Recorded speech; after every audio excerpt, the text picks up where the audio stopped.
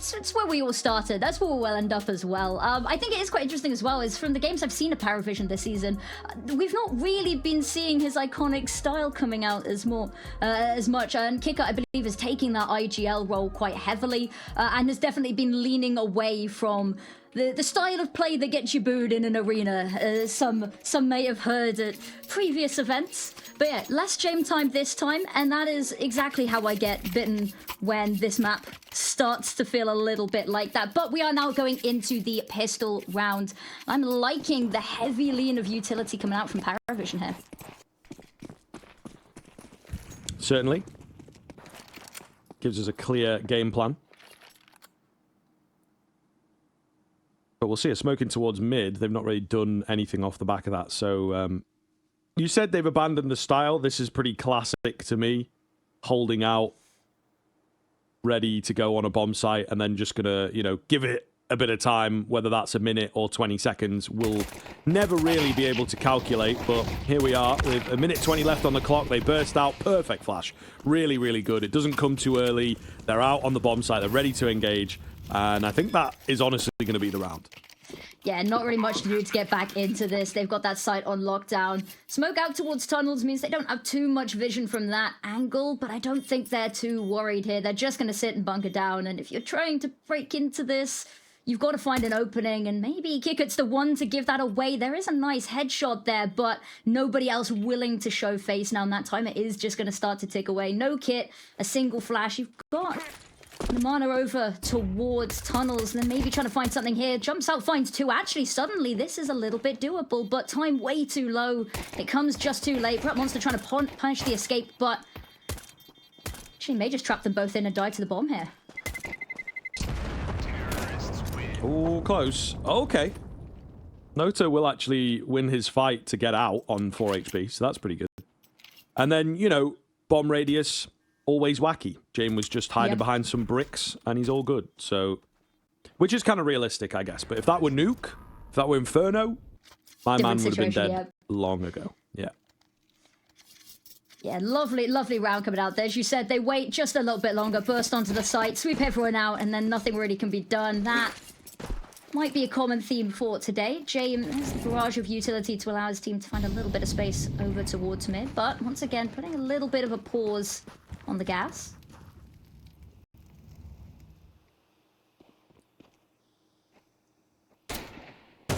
Oh, nice shot from the scout over the top of the smoke. It's a pretty good find early. I mean, this is quite a scary buy. 2 FAMASs, a boost. Oh, goodness. It's a bit of a poison chalice. Got to be careful with a move like that. Nota incredibly well disciplined to not go chasing and give his life away. Again, another really nice flash. FAMAS sticks around. Nota is somewhat ready for the fight. Trying to take as clean a peek as he possibly can. Nothing quite facing. Tiny inches of space for PARIVISION. There's nobody up long as well to apply that pressure, so Kiofo can just continue to help out his teammate here. They're a little bit stuck. Monster, I like the hanging around here. Is it going to pay off, though? They've not got anything to round this corner with. No flashes. There you are. Runs out. Team damage finds 1, so it's technically a kill apiece. Molotov to displace Joffo. Runs out to the corner, hides in Goose, but a little bit worried about that CT angle. Oh, all right. Qikert. There you go. Going to activate forwards. Cleanly found. Little bit worrisome for a moment, but that is kind of PARIVISION, I think, showing their discipline, yes, but also just their ability as a team to claw back rounds, keep it together, remember the objective, you know, and no one player gets excitable or makes an individual sort of move. And it can be very, very efficient when it comes together. Very well recovered. Simka. I don't know, man. No flank coming in. Jame might take it. Yeah, see, but he doesn't want to give his AK away, so it's a little difficult to call. He's got teammate on the way, is kind of the idea here. This is war games, mental warfare. It's messy, but Qikert does find the kill in the end, and Jame dancing around. All he has to do is distract there. But yeah, second round on the board. A little bit messy, but she said it was a bit of a scarier buy they were up against. So I think they'll take that very nicely, knowing that this round should be a little bit of a breath of fresh air for them. Oh, man. It's so unfortunate. Brookmonster could have, you know, taken the round. If he gets 2 there and survives, you know, it's a totally different A take for sure, if it's even going to be possible. So, unlucky. We got 4 nades into this round for Zero Tenacity. Looks like most of them are going to make their way down short. nemanha does have one in the middle, but again, you know, he's got eyes on short, so could be big damage here. Could be a free gun, perhaps. Potentially, yeah. Brookmonster once again leading the charge. There's the utility to allow the jump on up. James hasn't been spotted. Does have enemies on both sides to be a little bit wary of. Team to back him up, and actually they've just forced them all back onto this site. The nade stack still here, and it's waiting. There's the first. There's a kill. Brookmonster's found a second. Travis has found something to recover this a little bit, but there's a picked up weapon. They haven't quite found the site yet with Travis going down, and there's still a player here. Beltronic really needs to find this kill, and they've not cleared it out. Oh my god, you can't be serious. He doesn't even get the bomb down. The full eco is so close to being converted here. Oh my goodness. Simka, lovely to find himself a 3k overall. He had nothing but a P250 and a nade, I guess. And of course, a dream. So yeah, that is a ridiculous round for Zero Tenacity to be taking. But a bit of cheese, a bit of the nade stack is absolutely devastating. Yeah, the fact that Beltronic doesn't know that anyone's here, the jump round, not even allowed the money for the plant, it's rough. But yeah, lots of lovely weapons picked up. Zero Tenacity, that round could not have been better if they had tried. And now they've got the AWP out on Brookmonster, full belter utility, and PARIVISION down onto pistols. A chance to tie this up early and stop anything sneaky happening. The nades have been incredible, and I would have thought that that did a lot of damage. I saw the fire in the face there. Yeah, kind of wild. But listen, man. Nades are wildly inconsistent. They were worse in Go, but they're definitely still pretty dodgy in 2, which feels weird to say. AVN.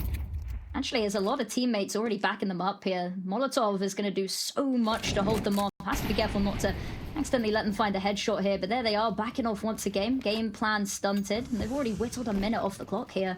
Back towards mid, where Simka is waiting. Oh. Tag coming in there. I guess the AWP spotting the jump. And the nade finishes him off. That's what a lack of armor will do against a well-placed nade. Pistol's going to try and overwhelm here at middle, but nemanha is covering his teammate. Loses his head. But they know they can't commit. You know, no smokes and way too much info given across means that it would indeed be deadly. Okay. All right.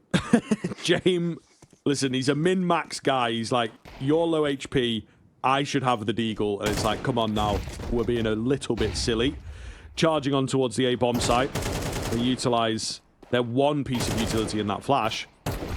Simka, again, is covered, so really going to be tough to get out here and just try and find the gap. P250 commits around the corner. They've done some decent damage. I think they will take that, but of course, Zero Tenacity take the round. Yeah, lovely stuff there. Peeking one by one at the end. They had a little bit of an ability to maybe overwhelm, but they give all those fights. The nades in this round, though. That first one, you can see the splash damage it does. Brookmonster doesn't find the shot, throws another one just to put that space, which I'm surprised didn't find another kill. But yeah, lovely stuff there. Poor Simka just running out of bullets. Wide out in the open, but yeah. Traded instantly, lovely stuff, and now PARIVISION able to come back into this. James on an AWP of his own, not as much utility to support it, however, and we'll see how that's quite going to play out for them. Short little pause, back into it though. Actually, Qikert choosing to drop down to that Galil instead. I wonder why that might be. More utility, yeah. I like the idea, I like the firepower, hungry attempt, but yeah, definitely the safer option here to have Qikert off at Galil. James going for the opening pick. There it is, finds it, takes a lot of damage himself, but saved by the box. And now something more to work with in this round. Yeah, he's always going to be happy with that, though. You know, first duel of the game, always good to win, and just Jay making himself known. You know, he is the guy that you're going to watch in this game. He is the guy that is most well-known, probably the highest skill ceiling on the server. So, indeed, they are ready and raring to fight. Travis going back in for it. I mean, AVN is pretty confident. 5v4 really wants to present on B, but now, finally, sides against it. That is very awkward. Yeah, James has been massively timed, and might even say a little lazy from him. Not a full swing, not constantly watching it. So the fact that Joffo's made his way in here is totally unexpected, but also a little unlikely, I would say, in the sort of probabilities of a round, the way they were positioned. So he'll take the 1 kill and back off. Yeah, unfortunately for them, if staying posted in mid keeps them a little bit trapped, but he's managed to find quick enough time to rotate around the map, join up on A, and now only 35 seconds. There's only one real option for them to go with here, and it's up towards Catwalk once again, where 2 sets of eyes are trained on them, and actually, AVN, I'm gonna look down the middle. There's the peek up. Simka with the first, ducking the head down, hoping the team can find the rest. It's being chipped away through the boxes, dodging wildly. There's Nota that's going to find it. Travis running onto site. They managed to clear it out, and there's a bomb plant. And now the retake comes in from an awkward angle. Oh, tag lands there from James.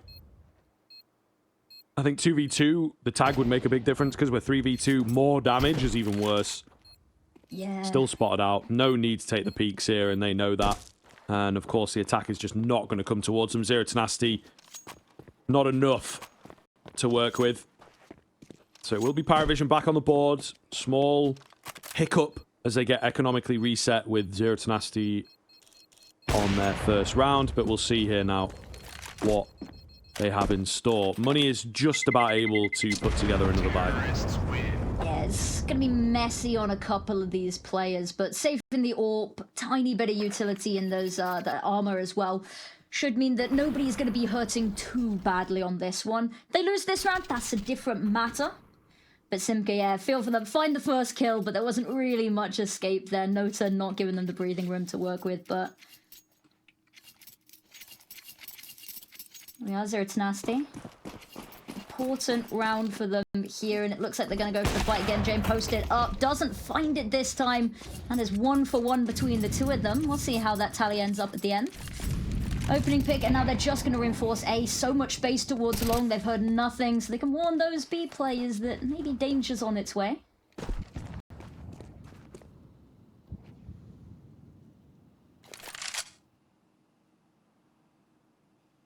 Where do they go from here? PARIVISION left in a pretty tough spot. No real map control. Big man is down. But we have seen them in the past actually perform pretty well. From a 5 versus 4, backs up against the wall, they have to get a bit creative. That is where some of these players thrive. I just don't really see any real avenue that they can find a gap. B could work. Smoke's going to go down soon, but it does feel like the defense is maybe not as sharp as it needs to be here. Yeah, and a single re-smoke foils this plan. Flash is nice. AVN, I like the peek from them. So much utility. That isolates Travis in this fight forward. Has to keep on going. Has found the first. If he can find the second, he alone has carved a way in for his team.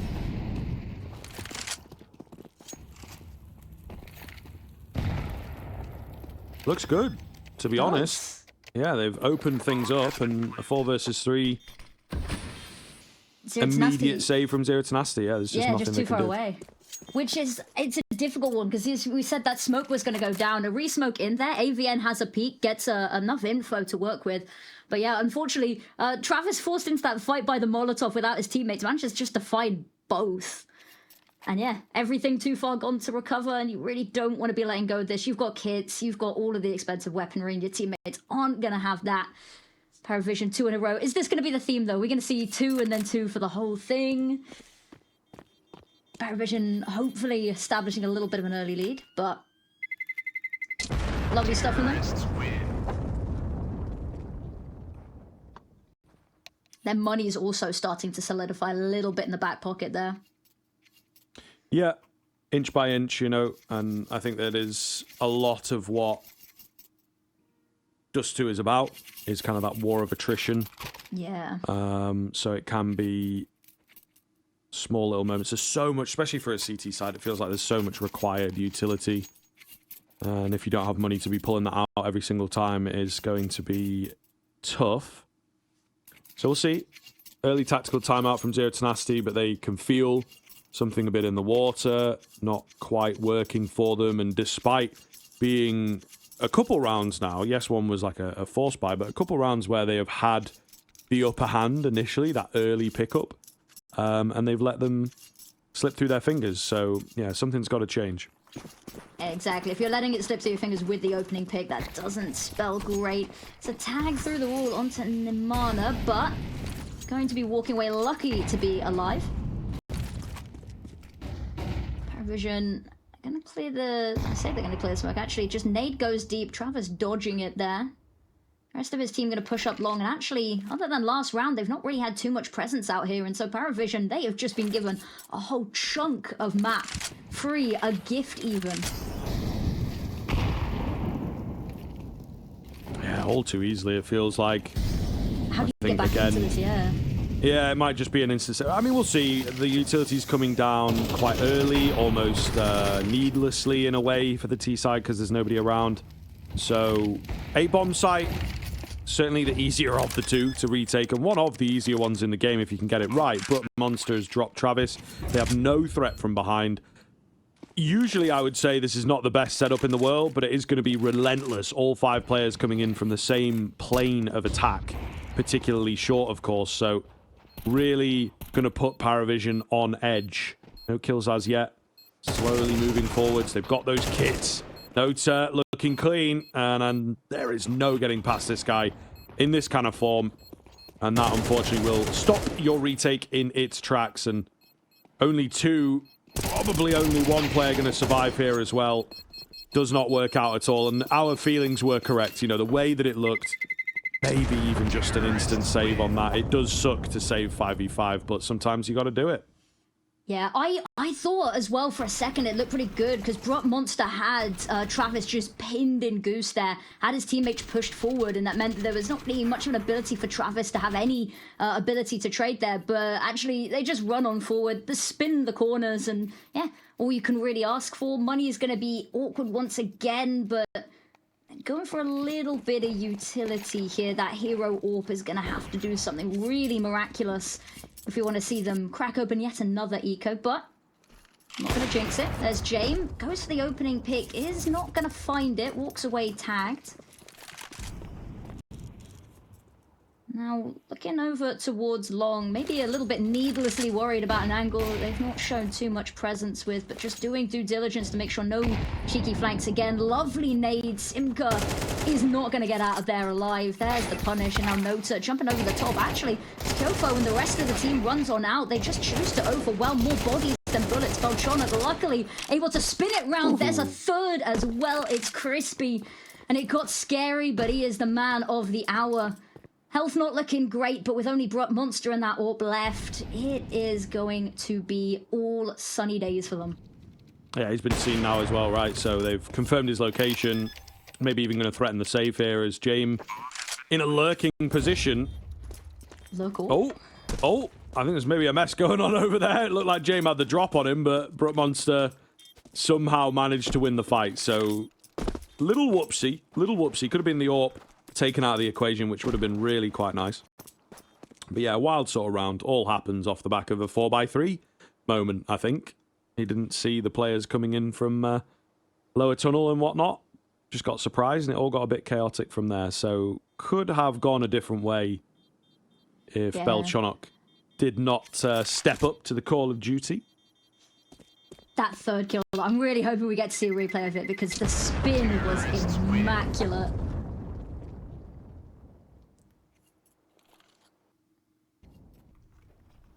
Oh. There's Qikert. There's Qikert with the first. There's Belchonok. 1, 2. Doesn't let go for a second. Overshoots it. Turns back. That's style points right there as well.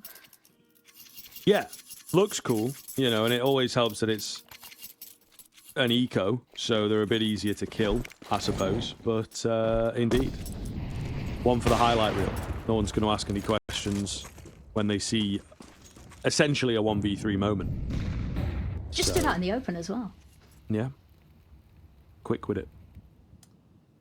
But we'll see now. I like this from Qikert. Could be good. Gathering info at the very least. Orp shot missing in middle. Or I want to go back in. Dangerous jumping there. James just unlucky on the timing, and Brook Monster actually manages to find a frag. So it felt pretty good for PARIVISION and kind of mess it up, I think. Yeah, difficult one. Nobody 100% sure who's watching where, but as the smoke coming out is going to make it even harder for them to even look at doors, and they once again want to spread out, and it looks like they've got a lot of map control when you look sort of top down, but in reality there's not really anywhere to go here. Everywhere they're going to get stonewalled. But Monster, ooh, just misses the head there. It's a very close round, very tense round. All these moments, only 35 seconds thereabouts on the clock to get this bomb planted. We have a late fake at B. Nemanya's not really buying it.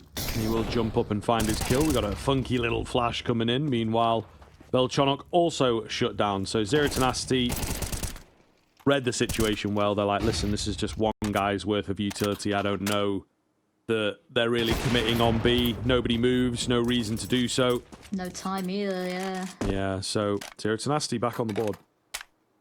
Yeah, difficult one there, but lovely stuff. And Qikert had been waiting out long for so long there. The fact that, you know, you're able to cut off anybody, sort of adding a second pincer to this attack, also means that if the site is lost, a little bit of a funky angle to immediately try hop on that retake and not allow them any time to set up nicely into a post plant. And actually, turns out not even needed in that sense. Finds the one pick on Belchonok. It all sort of falls apart because there's no time to regather, recoup, and hit anywhere else. So yeah, lovely rounds.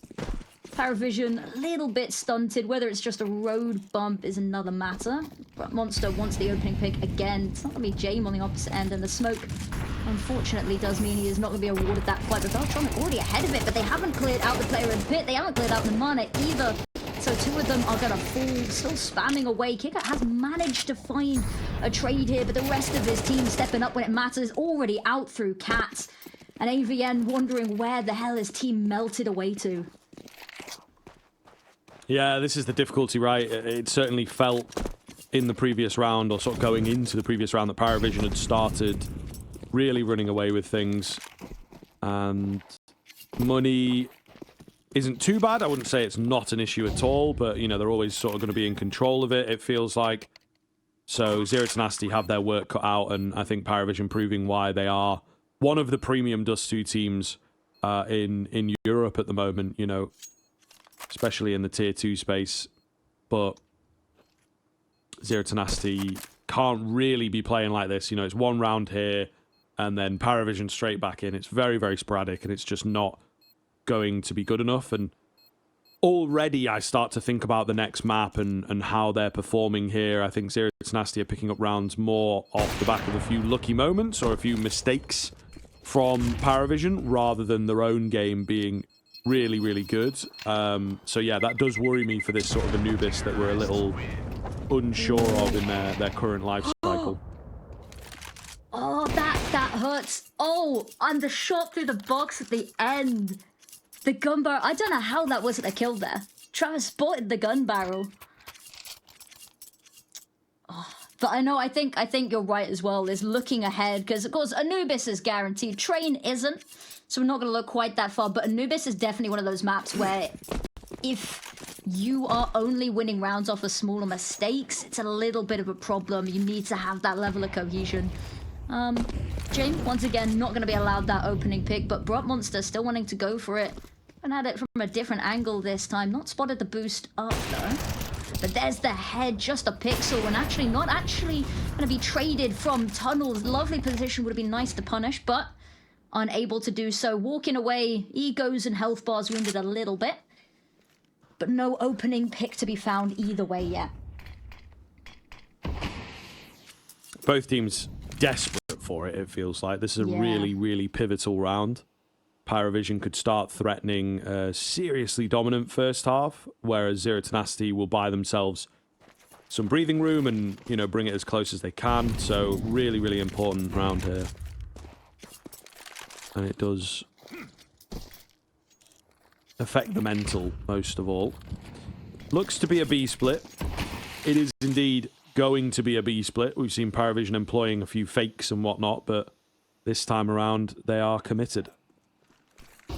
Yeah, a little bit of a weak split. Is really reliant on these mid players. That HE to blow wide open. If Simka can just find one, and actually Block Monsters found another, and now they are trapped in the middle. The worst way for this to end, and they are just going to be picked apart at the seams here. Simka, the last one to find the pick. And a fourth round. Lovely stuff coming out there to hold on. And PARIVISION, the moment that HE goes down, they are stuck.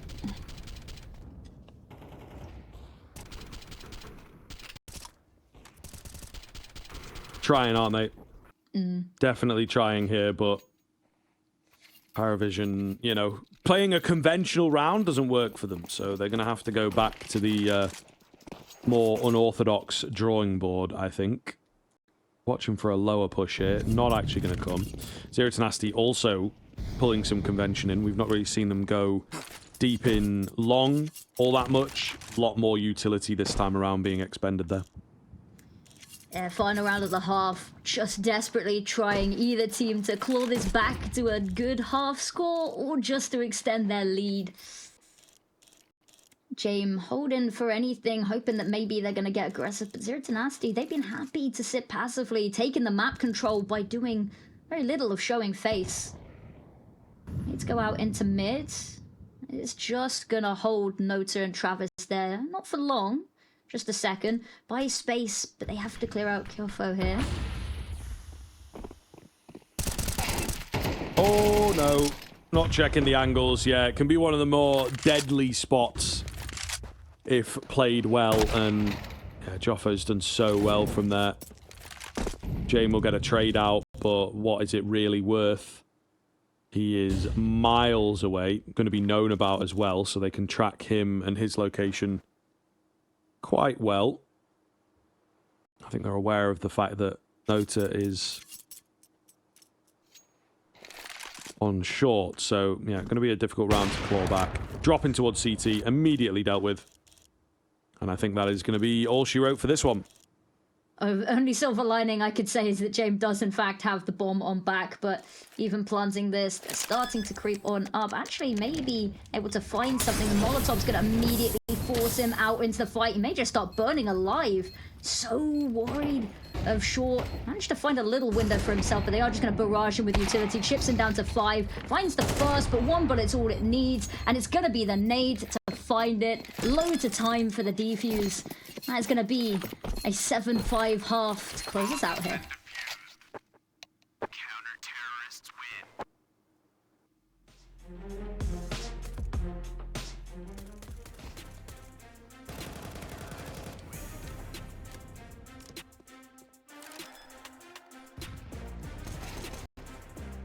Sure.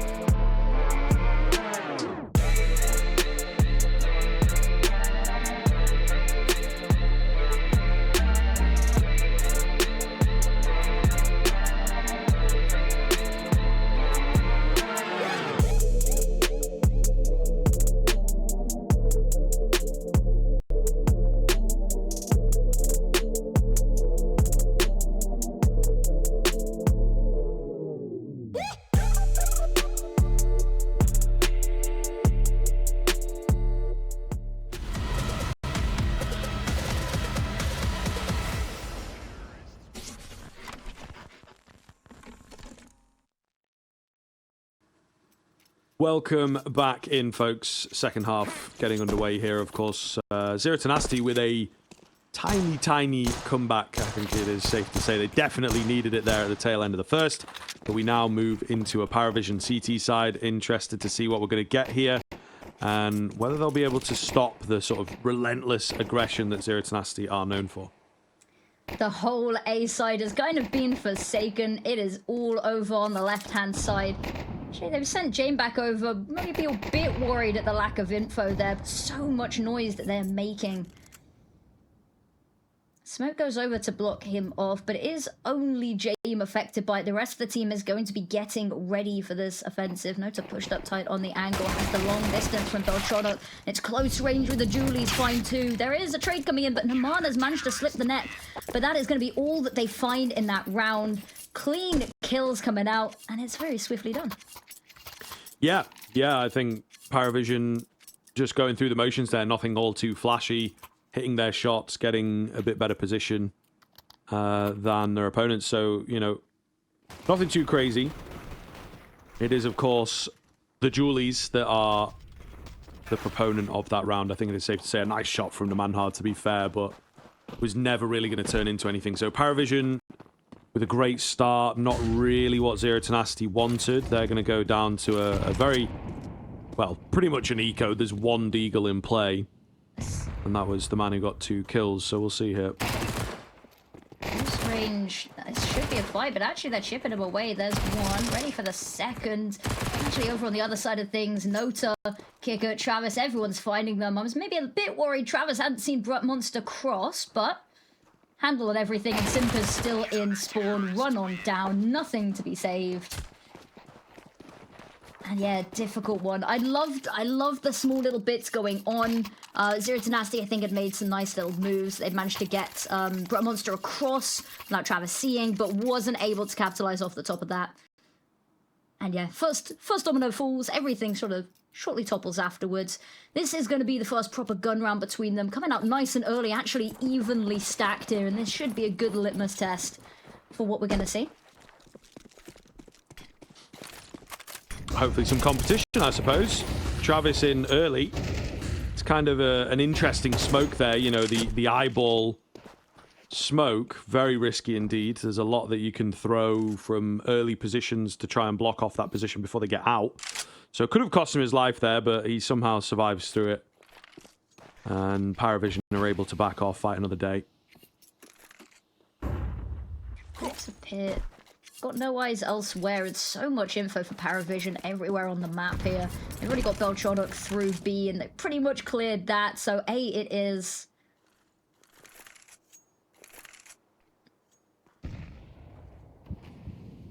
I'm heading back towards mid. Actually, if they can get a move on towards Cat, Jane might be able to find something, but is being held for. Just spots the top of the head, but holds the fire. Spots 2 heads here. Trigger Discipline, calls it over to Belchonok to act on it. There's the first. Nade's gone over. It's not quite going to damage anyone, but they know they're trapped in mid. And there's the push out into main. And suddenly, no map control. Enemies everywhere, under your skin. And where do you really want to go now? Yeah, definitely a tough one. Belchonok getting in behind. Really well played from him. AVN. Oh, it's a missed shot. He can't quite capitalize on that, unfortunately. Meanwhile, Brut Monster, who's been boiling in the depths for quite some time, will strike. Full distraction, buys a lot of time and space for his teammates to get out. They win their fight, so this one could be all over before the bomb goes down. But no, Nota will find 2, brings them back in. AVN, he's so very low. Giddy for the fight. Fair play to him. Trying to get the headshot here. The nade was in, but it's the P250 to get it done. Jame, a little panicked for sure, but he will win it out, and Zero Tenacity do not secure the round. That is a real damn shame, but Nota, a brilliant round from him. It's that graph of the it's over, no it's so back, Yeah, no it's over absolutely. again. And it's Absolutely. Brut Monster here. I thought, oh, this wins the round single-handedly. He actually only finds 1 of the 3 kills there, but is instrumental in all of them. AVN finds the pickup here, knows where the last is, and Jane with the orb doesn't even want to risk being, you know, Ferrari peaked here. But yeah, lovely stuff. And you can see the desperation, the buy here. The scout coming out for nemanha. Mac 10, a lot of utility. Enough to buy for next, but there's the opener, and we've seen Tenacity with a couple of cheeky ecos, and there's the opening pick. Whether they can convert off of it has been the topic for today. Blows an AK back in their direction to scoop up, I hope. Uh-oh. Uh-oh. Pistols starting to take over ever so slightly. I mean, Nota and James are so dangerously low. We've got a flank in at middle, which is going to be effective just because of those HP bars. So spell Chonok, and he does not have the stones to hold it. Damn. Okay, what the hell has happened there? PARIVISION with a huge mess of a round, and it will cost them big style. Look where the money is. Yeah, so AVN finds the first pick with the Tech 9. Doesn't even receive a point of damage back. I thought they'd blown the AK back over towards themselves because that nade didn't go, you know, deep enough to damage. But finds a second. They've got actually set the flank in mid, which comes at the wrong time. They're all just so tunnel visioned on AVN and the long push. Definitely a mistake to make, and that's the second time they've let Zero Tenacity do this. And now it's their turn. Maybe an eco out of the depths of nowhere, but it is just the single HE, no nade stack this time. Towards A.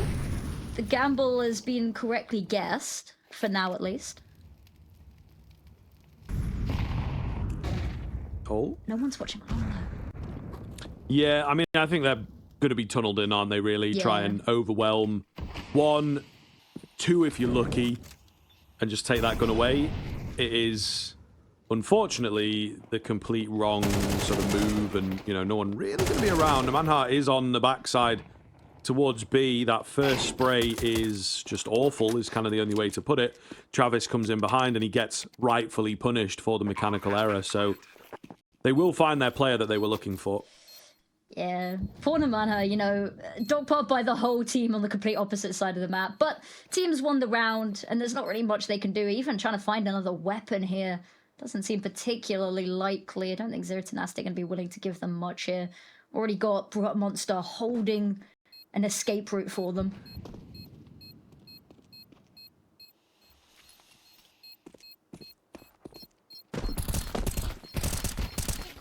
Anything on the way out? As there are still 4 USPs remaining. Some messy shots, man.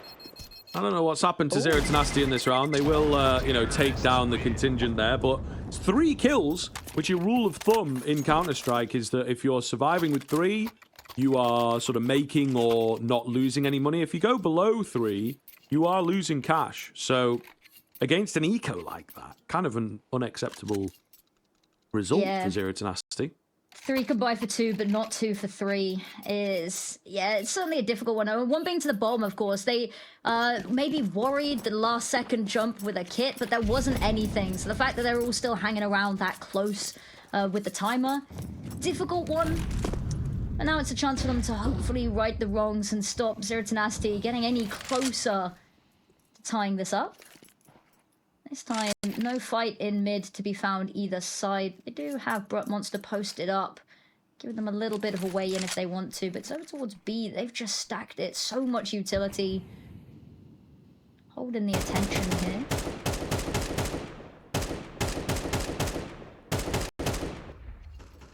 Flash, I say to getting through doors. Not really. Qikert holding this. Nice little boost up here. Maybe not actually get to see it come into effect, though.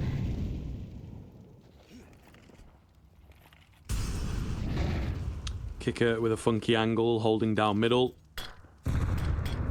Will potentially be able to work with that smoke, but no, he drops back, not going to take any risks, and he won't be able to see over it like back in the day, just be sort of blindly spraying if anyone made noise. So, safe play from him. 3 on B. Cannot really reiterate how unconventional this is of a setup. Because Travis has got all of the info that no one's been anywhere close to long. Maybe we can see nemanha pull something out with this, but if he goes down to mid, this is a one-dimensional attack. He slipped him out. Oh, a little awkward. It's actually Nota to find the kill he's known about, but it's the second man in the form of James that goes unchecked. He's good for 2. He may well have saved the round, but we'll see. It all comes down to the hands of Travis in the 1 versus 1. Plant coming in. He's here quite quick. Can't find him on that bomb, but he will the second time of asking. Very well found and a little close for comfort. PARIVISION, however, they'll be happy to hit 11. And listen, Affinity, it is a classic that I love talking about, making a bit of a joke about. They never expect 2 people in the same position. So if pro players are doing it, trust me, you can do it in your Premier games and get away with it. Trust me. I think it's spot on as well. I love the double take, because as you said, they never expect to. They spotted the first, definitely saw Jame on the second, but had to go back and was, wait. Huh? But yeah, I think you're spot on. If you're playing Prem games, double up, might as well. But yeah, I think I love the boost up there, because they had all of the information from Travis that nobody was coming out long. They had a little bit of eyes on mid. So they had A kind of covered by 1.5 people. So they could just stack B with the full knowledge that that's exactly the only place that they could be hiding, waiting to go. Talk about being cool from PARIVISION. I definitely think it's an important one. They've still got timeouts to burn, and with it being this close to map point, need to just desperately try keep them away from 12, because the moment they hit 12, that's it. No contingency rounds left to play with, and it's just full speed ahead, hopefully to overtime for them. They've got all of the weaponry to come into this with, so it really has to be this round for them. Yeah, very true. I think the second half has been kind of a different story. Zero Tenacity not really presenting all that much, whereas the first half still was sporadic rounds, but they felt a little closer. Recency bias definitely comes into play, so we'll see. Maybe they can pull their finger out here when their backs are against the wall, similar to the way they did in the first. Not sure who that flash was supposed to blind, but it blinded the man half for a second. No harm, no foul. Just okay, guys. Oh, no, the nades. Not this round. Relax. You know? It's 2 gone wrong. Molotov gone over. Another flash round the corner. It's not going to find anybody but Travis here. That smoke is going to cause a little bit of a damp on their plan, because once again, they have to sit here and reevaluate, and they've not really got much room to go elsewhere. Another smoke out towards doors, and suddenly they're running out of options. 50 seconds on the clock. It's enough for them to work with potentially, but once the smokes fade, there's not going to be much left. Another one coming out in the face of nemanha. This drip feed of utility has been brutal. Now doors open up, and they have a route in. Has to be surely towards B.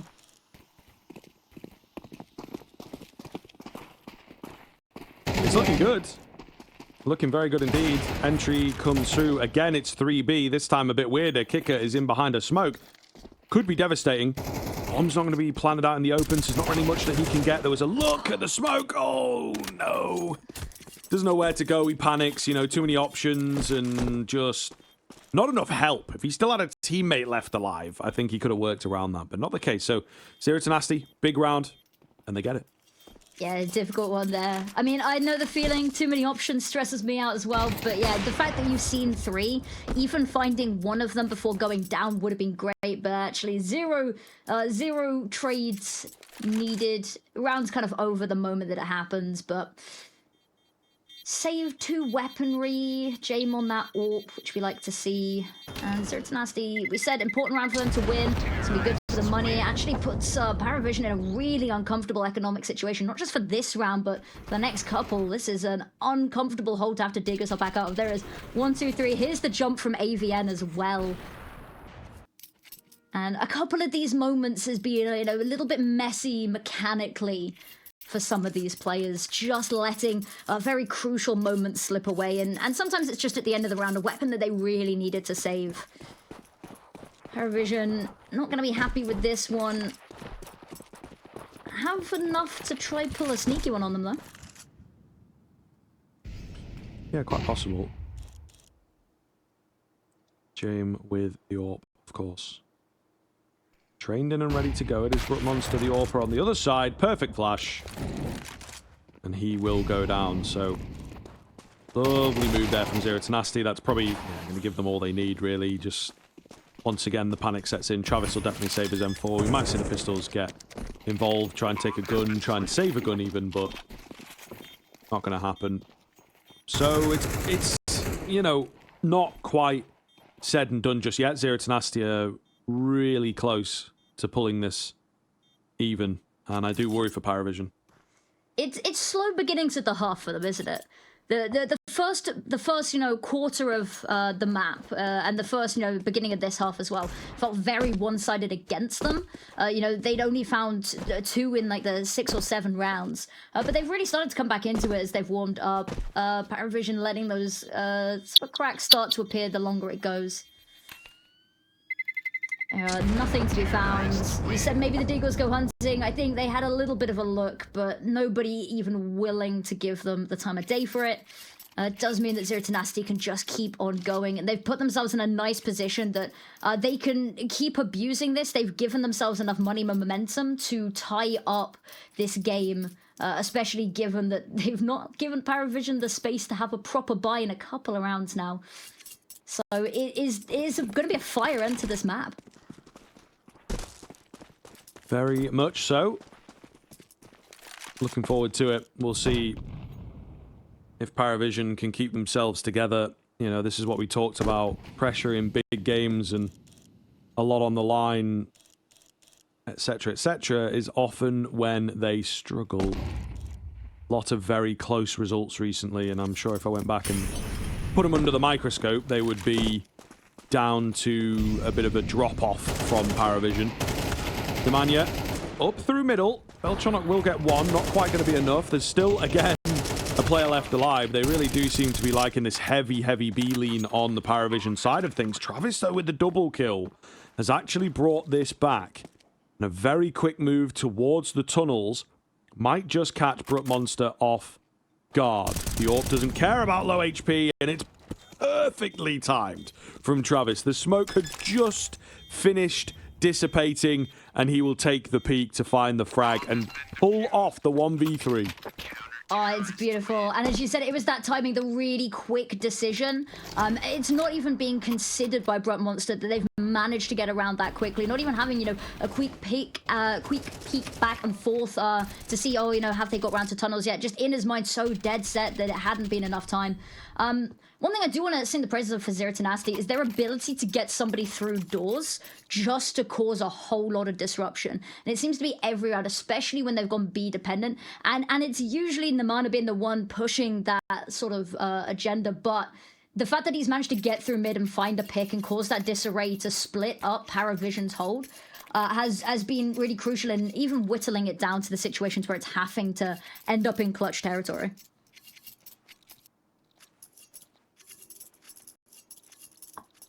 And again, I think that is just something that PARIVISION are able to tap into. They really do have some great names on this team. Jamin Qikert will catch your attention if you're a less avid watcher of Counter-Strike, let's say, and just sort of a fan of these players and what they were able to achieve in the past. But Nota, Young Gun, talked about him. Travis has been sort of one of the best role players within the CIS Tier 2 region for years now. And I think Belchonok was a player as well that came onto this team.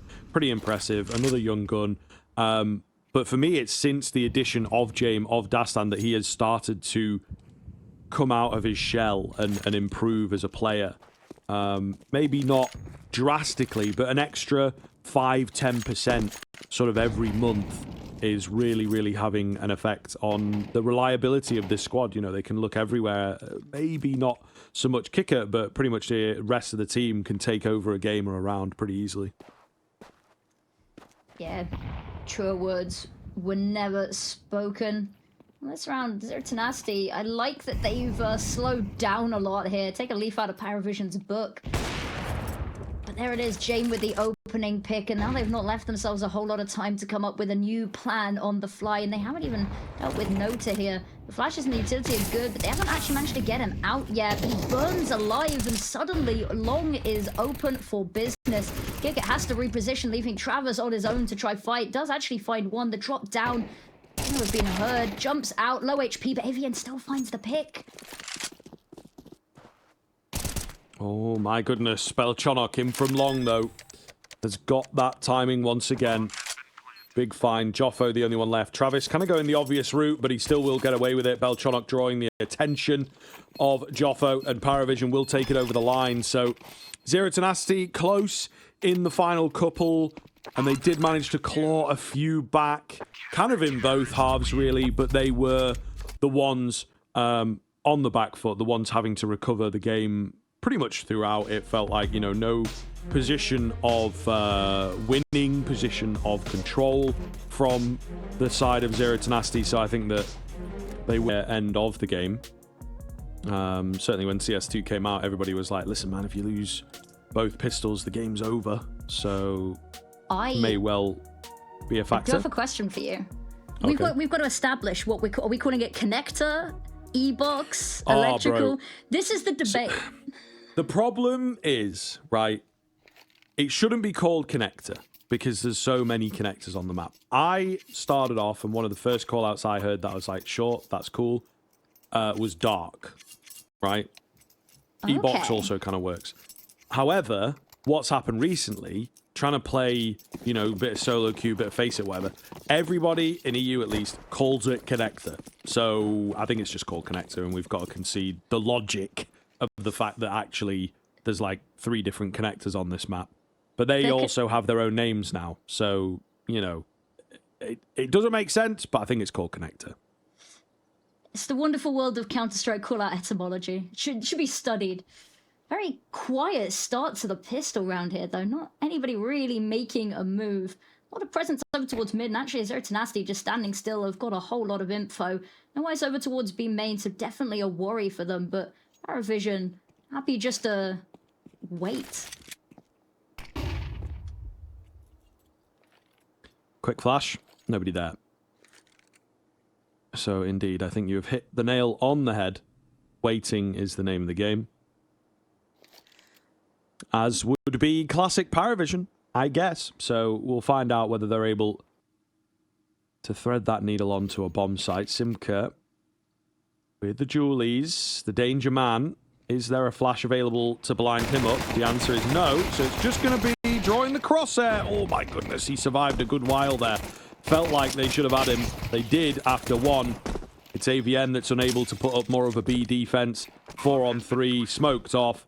Not looking good at all. And this is the danger of the Julies. They can end up in the wrong hands. We'll see what Nota can do on them. Absolutely nothing. Okay, Qikert's there for a trade. And now they'll look to overwhelm this final connector player in the form of Brook Monster. He will go down. Well played. Could have been dangerous. Leaves nemanha to do it all. And no way he's going to be able to get this. They've got the B main player spotting the bomb. They know he's not on it. And he does get that first, but an instant trade is there. So PARIVISION, it's a lot of work, but they'll get the pistol. Magnificently messy on almost every duel there. As we said, Qikert, the fact that Qikert lives as long as he does there is wild to me. AVN just getting run on down. Nota getting tapped in the back from he doesn't even know where, but yeah. First kill there. If you got the second, you can see the vision, but the time not on their hands. But yeah, that's going to be the theme of the game, is waiting, and whether Zero Tenacity have the patience, even though they've got the right idea, even though they've got the map control, is I believe it was the HLTV podcast that described it as teeth-pulling style of Counter-Strike, with how long you're waiting. You can do everything right, and just the focus drifts. But early days, Belchonok not really wanting to have a look. Once again, just passively holding on to this. But the rest of his team's already kind of found the whole empty site.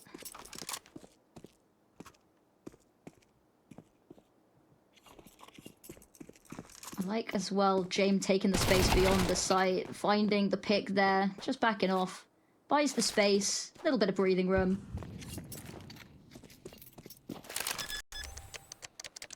Yeah, looking good, very simple.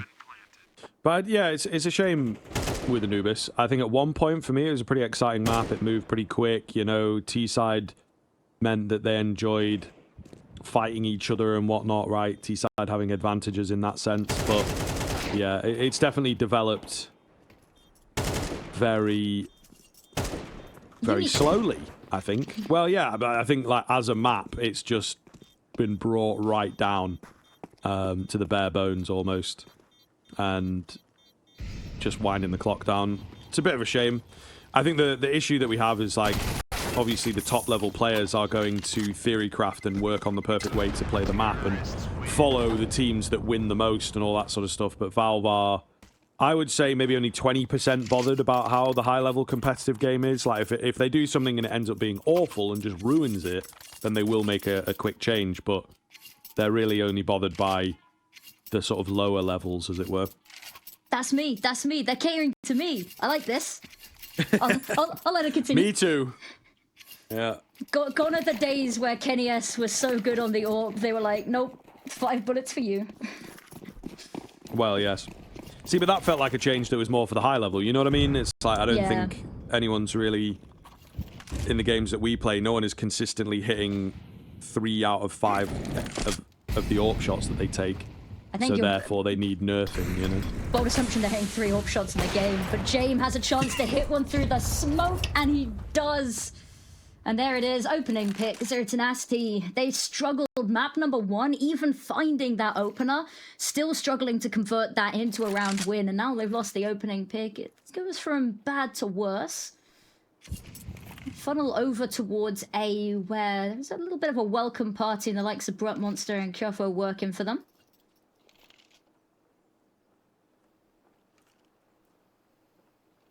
They seem pretty adamant on some mid presence, don't they? And I don't think that it's necessarily going to come. Smoke and the Molotov, nice little combination, doesn't quite work out. They're completely unbothered and just going to go rolling through it.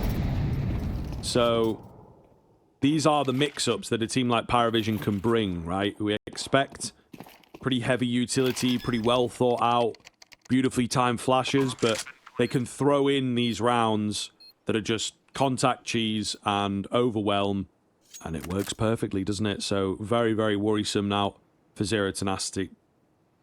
Exactly, and you talked about all the people theory crafting, and you could do everything right, but sometimes PARIVISION, you know, they'll see a Molotov, they'll see this lovely combination of utility, and it still won't matter. They've picked up a second AWP. Nope, okay, they've dropped it. I was going to say that's definitely a stark choice to be going with this early into the T side, but no, to just weapon shopping, finding a skin they like, and they will not be able to find anything more. Zero Tenacity will be allowed to live with actually a fair amount on their back going into the next round.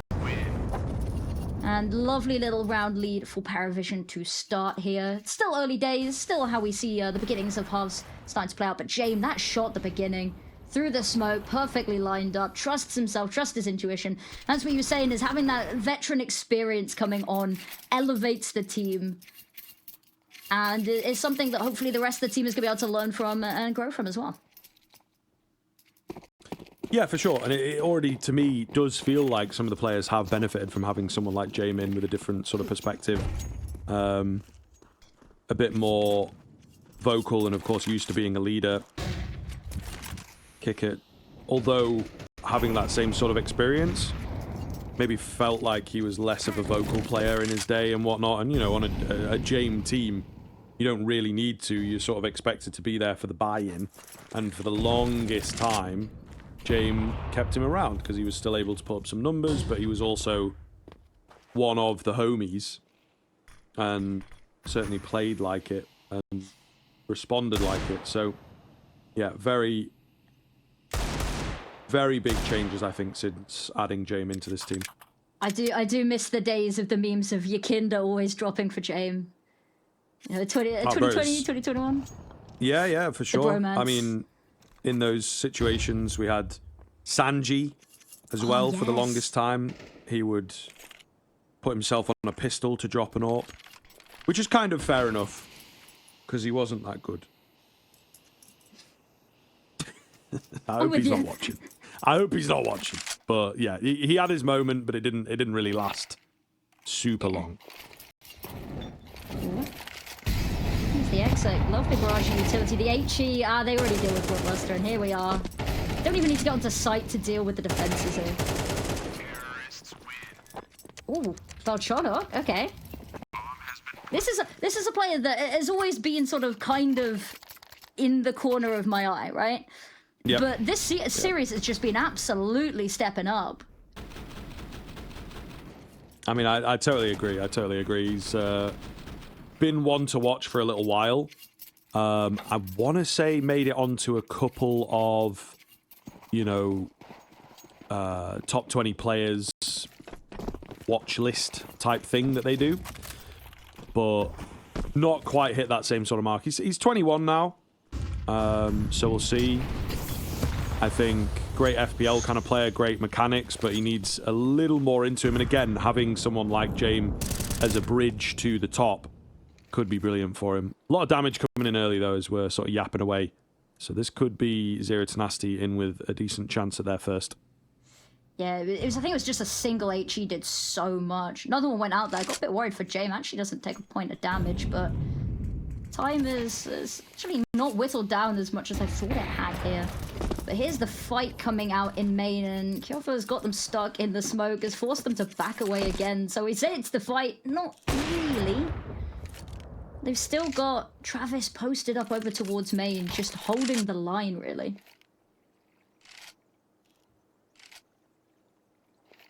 Could be a very nice late flank, but needs the rest of his team to get a move on for him to actually be able to activate meaningfully here.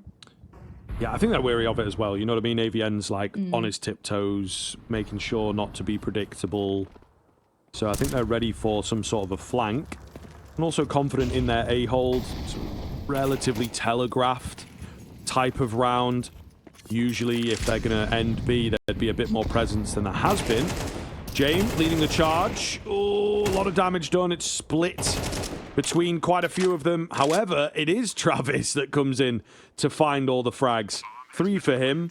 His teammates eventually provide a good distraction.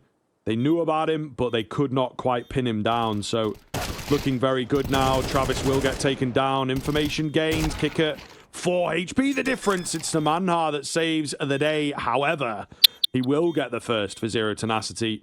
A lot of work required, but the big man gets it done.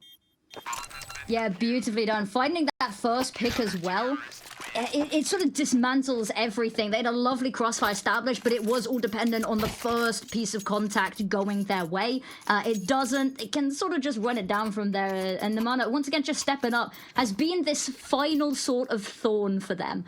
Every round seems to end with him, or the beginning of the end with him. So it's exciting to see. A round on the board a lot earlier as well. They struggled in the first half on both sides. Need to be able to convert this into more than just one in a row, though. That's where they've been struggling, is consecutive rounds. Chunk of early damage goes the way of PARIVISION. It's not a kill to be found. And once again, Zero Tenacity, you said so much presence towards mid, but they've not really been fighting any battles there. Yeah, it is true. I think both teams trying to feel each other out. Where's good to get aggressive? Where's good to take those early fights? And of course, PARIVISION probably only going to give you like one guy that you can possibly shoot at, because they're so calculated with where they mount their aggression. You can even see just little bits there. It's like Belchonok is the one that charges forwards. Nota moves into a corner so that he doesn't get taken down. You know, it's really calculated in terms of who is at the front, who is the man taking the fight. Decent Molotov. The man you're going to be given the position to work with. What the hell is going on here? Belchonok is just in a really questionable position, but it's all a distraction. He's been drawing their attention. The kills have gone the way of PARIVISION. The bomb's been planted. Joffo spotted on the crack angle. So I think this one is indeed going to be over. They can make it away. Whether they fully save is, of course, down to the hunt. But PARIVISION, well calculated, very well worked, and yeah, a nice little round from Belchonok. He doesn't have to do everything himself there. I think it's spot on. Acted almost as a human decoy there, a human flashbang, just drawing the attention. The fact that he lives through the first couple of kills, the fact that, you know, he manages to run through a hail of bullets, spot a couple of people, his team takes them down from behind, touches the edge of the Molotov, sits on the boxes just so close to the enemy team, and still walks away alive, having distracted the whole team, found no kills. It's great. You love to see it, and the teammates having each other's back there. You said that they make it very difficult to find these multi-kills with how they space themselves, and it's finding that perfect balance between not allowing this multi-kill to come through, but also having the trade spacing to make sure that anything does go wrong, you can punish it. And they've got a balance going on really nicely here that you don't always get to see, so major kudos on that one. And it seems to be paying off quite nicely for them, because Tenacity, again, not able to find consecutive rounds. Yeah, real problem across the course of the series. But also, credit to PARIVISION for being able to come up with different ideas. I think in the middle of rounds, they can struggle, but in terms of running the playbook, they're pretty creative. ABN slipping under the radar here, potentially. He does get taken down, but his teammates are the ones holding the line here. And this time around, things do not look good for PARIVISION. Qikert does manage to find two. James on the backside, lurking with the AWP. I suppose he was more holding the A push, but still, you'd maybe want him in the action. Yeah, and that bomb is not dropped in a comfortable position to try retrieve this. Awkward angle for the AWP. It's gonna have Qikert joining him, but needs to find that first frag. First person gets past him. They're just gonna throw in that utility, not gonna allow him to see anything, and suddenly has to just give up that position. I don't know how you try and even get the bomb back here. No, I think, yeah. Cool just to sit on your hands and save. Definitely been made. Yeah, a bit of a shame. Ooh. We're going to be here for like 40 seconds in total. Oh. They just miss each other. Could be a really big catch. Unfortunately, it's the nemanha that gets it. If only Qikert had got the drop, you know, we'd be 2 versus 2. Time left, but not the case. So Qikert definitely safe phase. Going to grab an AWP. Definitely hung around the site a lot longer than I expected them to. There. Sure, yeah, sure. But yeah, it's a hard map to save on, though, because there's so many sneaky little angles and pathways where someone could pop out. I mean, that's what we've just seen. So yeah, it is a hard one to save on. They should let us get on the boats and sail away. That's my addition to Counter-Strike. I think they should let the boats be sailable. Sort of like at the end of the half, you know?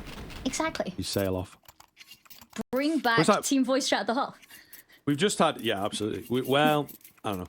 We've just had agency come back though, and they used to have on that map like a lot of other maps, like helicopters dropping you off. Yes. Now that was cool. I don't think we've got that in CS2, but that was very cool back in the day. Helicopters in CS2. I'm chuffed that agency's back. I'm actually over the moon about it. We're never going to see it in the comp map pool, but it has a place in my heart forever. Span through the smoke. Nota is very eager to fight the demons that he thinks are lurking in the corner. Bright Monster. Oh, the flash is perfect, but the smoke just to cover the exit. And Belchonok, ooh, lucky not to go chasing that one, I think. Snake in the grass. Nota. Creeping forwards here. Oh, torn between both. The Molotov as well, going to keep him at bay, so... Can't get the kill. Maybe just a bit more confidence to go swinging in, like our guy Travis, who has just been lights out, it feels like. Looking to take over yet another round. Really well-placed Molotov. That's going to displace not one, but 2 players. And now they're all on top of each other. What is going on? But nemanha, he's brought it back. 3-piece on the edge of the smoke. They probably thought they'd killed him. There was 1 there, then 2, then 3, and somehow he does not die. James got the bomb. He's got plenty of time if he wants to switch up sites, but a 1 versus 2 going to be required. So paranoid of every corner, because they only know where nemanha is. Bright Monster hasn't quite shown themselves, not in a while, but has an open sight, far enough away, happy to make footsteps, and nothing really to hold on to this with. It's an AWP and armor, no utility. Free bomb site, and he can choose where he wants to plant, and then I'm assuming probably gonna... You know he's going to fight on site, head up towards mid, try and get ahead, be where they don't expect him. Oh, nice find, and he fakes a drop back. Bright Monster still expects him to be trained in on the angle. It's all about the trigger discipline, and of course, who else but James to hold his nerve and land the shot right when it feels nice. Brilliant stuff to win the 1v2. The proactivity with the AWP is exactly what's needed there. You sit back and let them play into you. The likelihood of just sort of being overwhelmed, of making sure that you found the right angle, it's unlikely. So yeah, trying to get ahead of it. Finding that first pick was amazing. Finding the second and being able to reposition in time was great. Just holding the fire as well, trying not to be baited out by that shot. That's the experience we're talking about. And it's stepping up in moments like that. They've had a lot of really nice clutches from the PARIVISION side of things. It's A lot of times the Zero Tenacity have put themselves in a situation where it looks really good and then it's come down to a clutch and they've lost. But yeah, I'm pretty happy with it. The money's still not amazing even off the back of that. We can see Travis is on that Galil, but plenty of utility to speak of. And when we consider what they're up against, should be a smooth enough round. I'm scared of the eco rounds. I'll say it, Scrib. I'm scared of the eco rounds now. Yeah, they may well sort of let things slip in these simple rounds for sure, and this is the thing, they have an opportunity to get in the face of their opponent knowing that it is going to be a low buy. But so far so good. M4 gets dropped not once but twice. It has been picked up again. Still 4 versus 3 and a lot of presence known towards middle. You would see, this is the thing with PARIVISION, right? Like, given a bit more freedom, there would be a guy already up A right now, you know, 3 in mid, getting kills.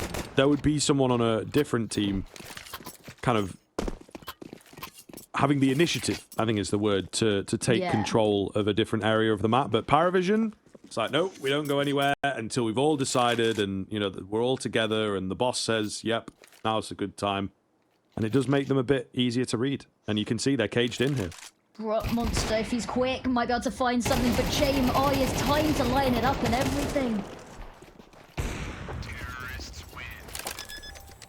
Unlucky. Unlucky for the flank, but, you know, there is, with guns, I think with guns, that's a super deadly moment for them. But it's just not the case, of course, on the eco. They're a little less threatening. Yeah, difficult one, but they keep hold of it.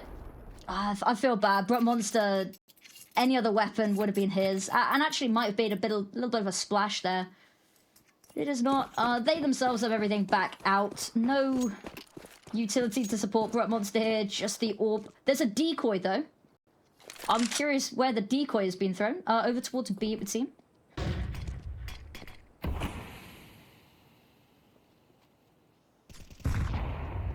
I don't know why people really buy decoys. I don't think they're worth the money, personally. It's kind of funny, I guess.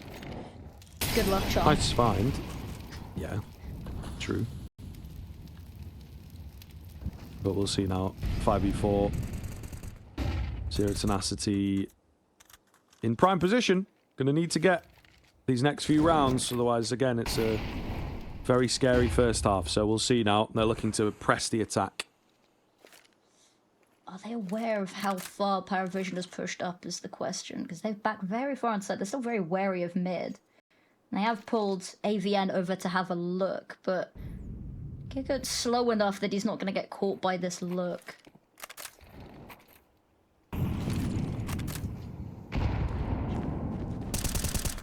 Oh, nemanha, nice peek from him. That might start to seal things in, to be honest. It now becomes a very unlikely round for PARIVISION. They're still going to head towards A. Got a lurker in middle. He needed a kill. He didn't get one, so not looking too good. Overwhelming Nota, and Travis has just sold his teammate down the river. To be honest, like, he never joined him. Feels like he had no intention. He knew he was doomed, and now he is on the save. You went, now you're on your own here. And actually, karma and retribution in the shape of nemanha might be coming his way. Dodges the HE, manages to find the first pick. And there's just enough time. Oh, they're still going for it. Oh, it's gonna be close. Oh, he hangs on for another one. You know what? Well deserved. Sold your teammate down the river, sold all your morals, but you have walked away with an AK and a couple of kills. Was it worth it? Some would say yes. I mean, that's kind of the ultimate question, isn't it? Display this situation. Yeah, that's the trolley car problem of Counter-Strike. It's like, do you leave your teammate knowing he's doomed and save your weapon for the next round where you might get like a 4K? Or do you join him for solidarity? Go down with the ship. Oh, I don't know. Exactly. This round, try to back each other up a little bit, slowly but surely taking that B main control. And ooh, Travis, very hungry just to sit in this corner once again. Mid, nemanha holding on. Nobody really showing too much presence here. Simka taken down seemingly by ghosts in the smoke. Let's open up a lot more of the map for them to work with now, though.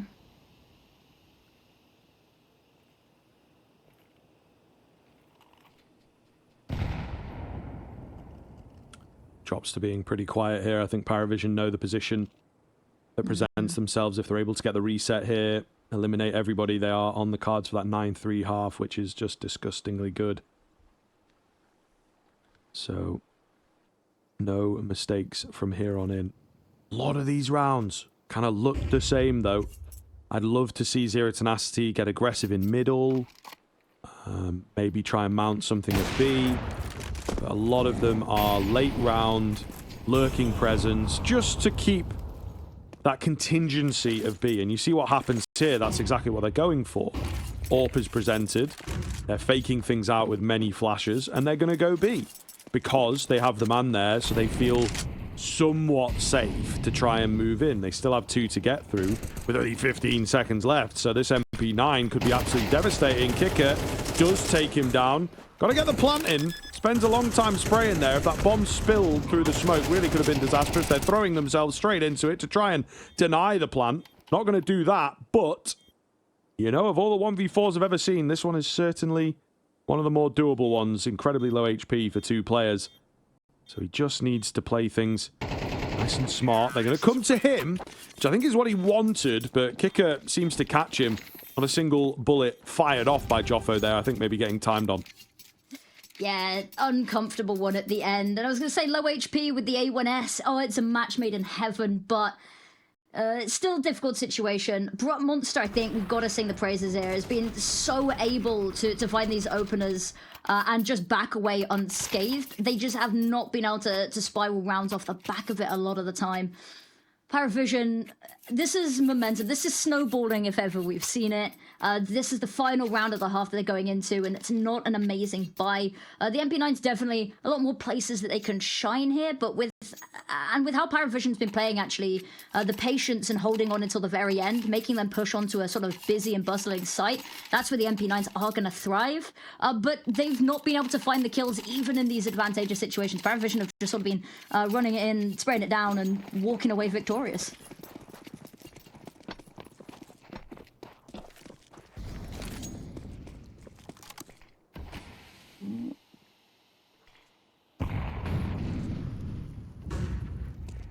Again, yeah, again. I was just going to say, just a rinse and repeat kind of round for PARIVISION. Yeah. So very similar. And Zero Tenacity don't really change anything up. They are going to look outside B main here.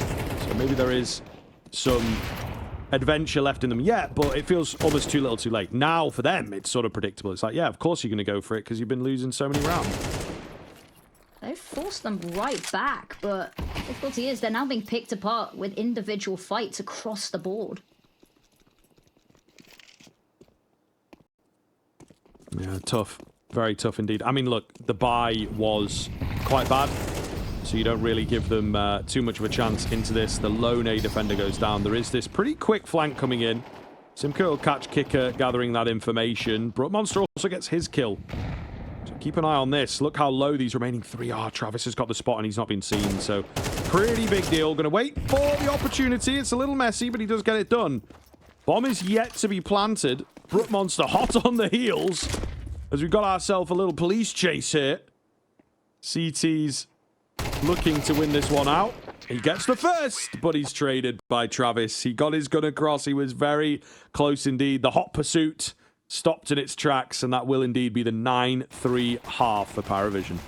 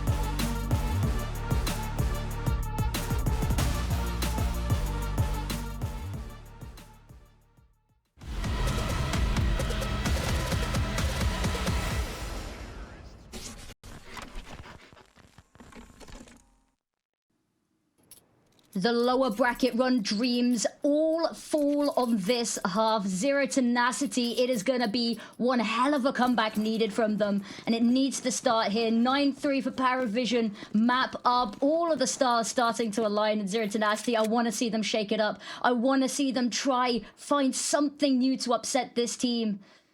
And it has to start right here. With a B hit. Rolling in. Trying to draw those crosshairs, but Travis, out in jail, takes two of them down pretty cleanly. Nota will lose his head fast, though, without finding a kill. So, back to being even. Bomb going down. There is a kit available. There's sort of a smoke path or something onto the site. Makes it a little weird.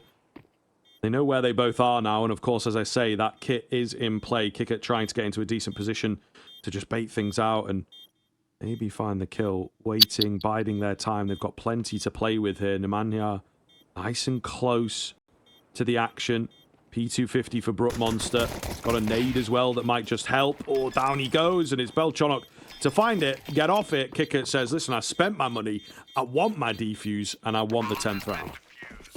A 10th round, it is a little bit of team damage to aid their heroics at the end, but that's not what you want to be seeing if you're Zero Tenacity. A bomb plant may be the savior in all of this. But if you're PARIVISION, the sky is the limit for them right now. They just buy up everything they could possibly want on their second round and then some. But they do have a messy buy to contend with. We've seen what Zero Tenacity can do with these second round surprises. And I'm hoping something speedy, catch PARIVISION off guard perhaps, could be the way to go here. Maybe end straight up mid, but Nota wants a fight of their own. Spots out a couple of people, but not willing to give away an early, easy pick. Oh, Chofo down early. Okay, Trader's there though. A lot of damage expended here is kind of the big difference maker, and of course they've got two smokes left.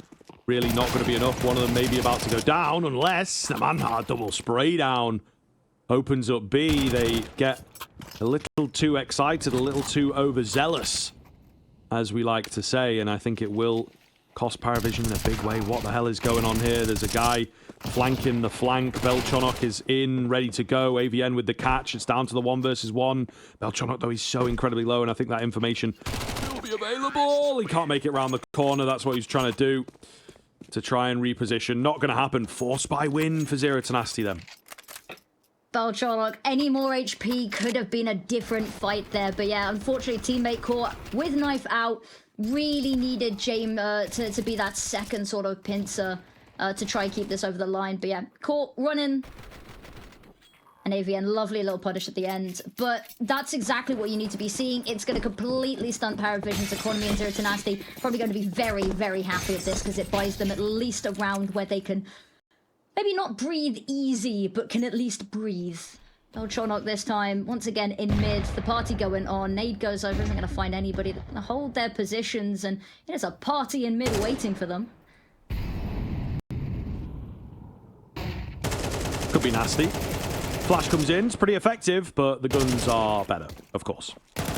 So, that will be that. No crazy kill coming in. James sneaking.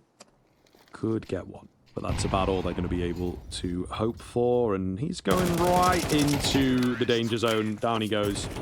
And there you are. Zero Tenacity, exactly what the doctor ordered. Let's close this gap. Yeah, incredible stuff there. PARIVISION, nothing really to work with. But that flashbang, it was so perfect. Still finding nothing off of it. Just the wild blind covering fire between the two of them there.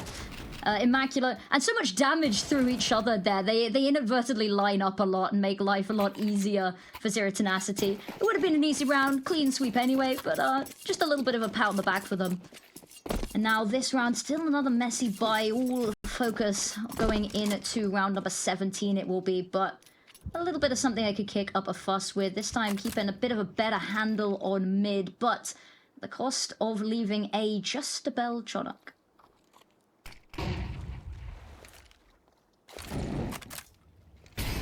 Early utility out. It does look like Zero Tenacity fancy an A hit. Smoke is good, getting the shoulders out, you know, making it seem like there's a lot more presence here. Big opportunity down in Connector. Unfortunately, Nota unable to capitalize, and Belchonok gets caught in transition, so Zero Tenacity looks too good to be true for them. Really clean round once again. They wake up the moment that it hits, you know, round 15, round 16. Every map. Keeps happening. But I really want to see the stats on nemanha's opening picks here. Because it feels like every round he is just being this menace, just flooring the gas.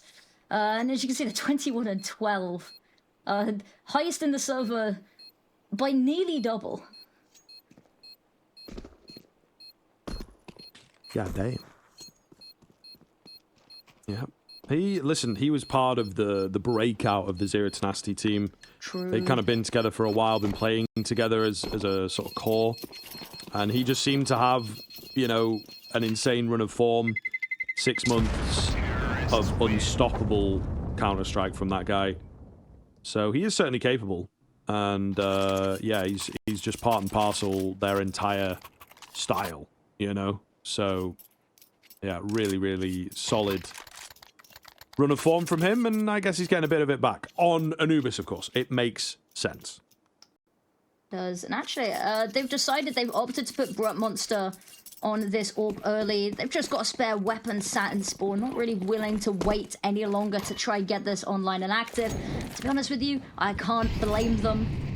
Game orb of their own. AVN lining up, ready to take this opening draw. Smoke in the face, still going for a little bit of presence here. No overcommitment to it for fear of losing their life. In the meantime, over towards Connector. And there's the fight. Nota found the first instant trade. Crunch on site.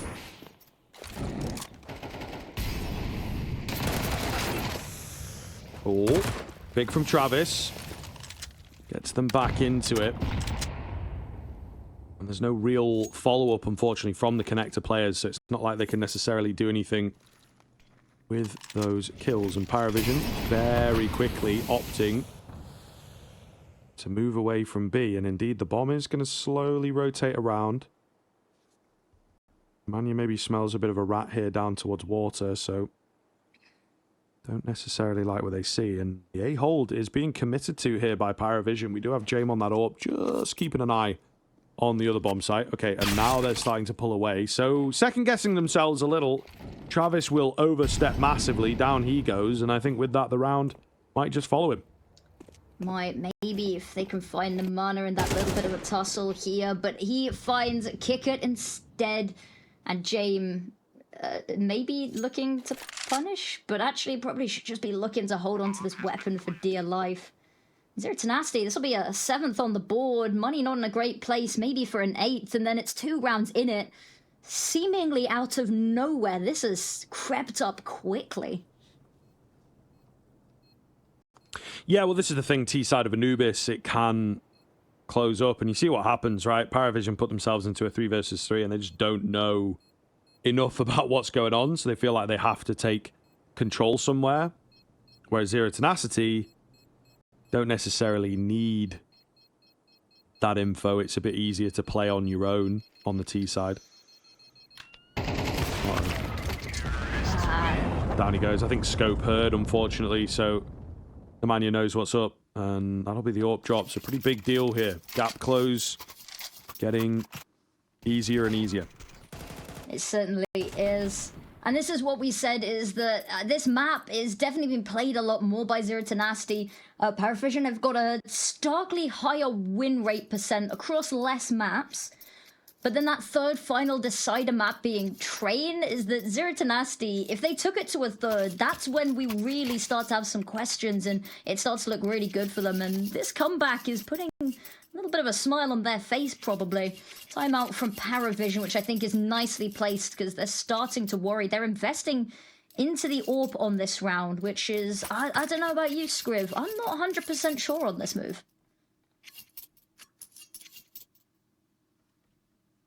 Yeah, it feels off-center, doesn't it? A little worrisome, maybe. So we'll see. Could certainly be a problem if PARIVISION can't save the AWP at the very least. I think that, you know, Zero Tenacity could be put in a very strong position from here.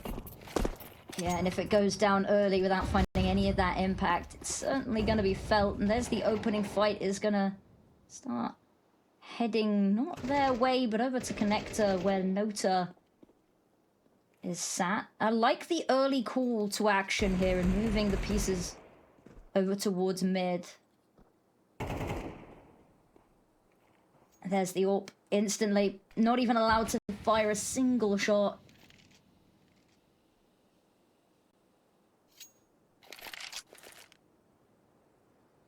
Again, second guessing themselves there, it seems.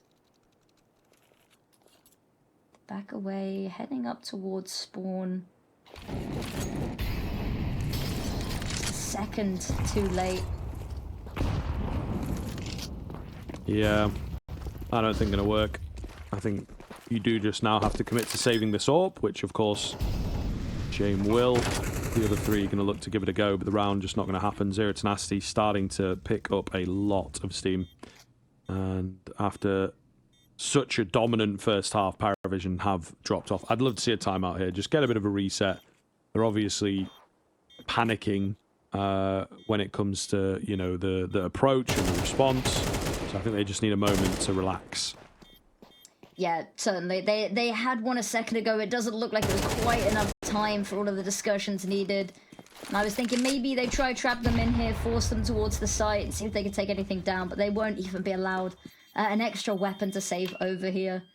But that AWP is safe. Terrorists win. That's the main and important thing. It was a risky move to buy into this one with it, but maybe there's a master plan in the long run that will come into fruition at some point. Hopefully this round for them.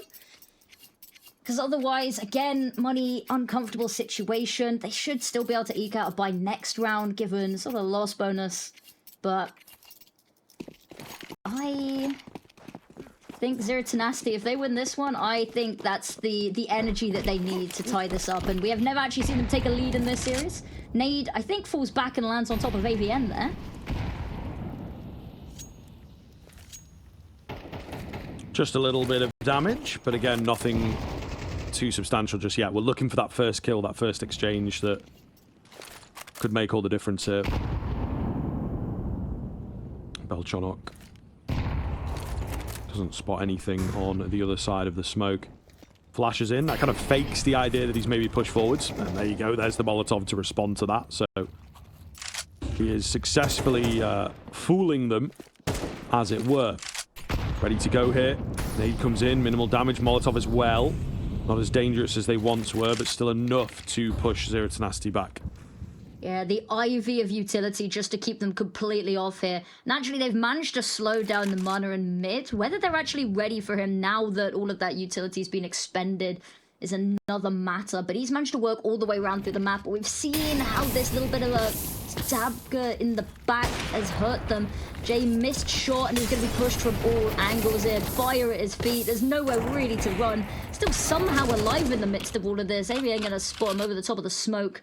Brought Monster hoping to find something, but in the meantime, they've lost that player advantage.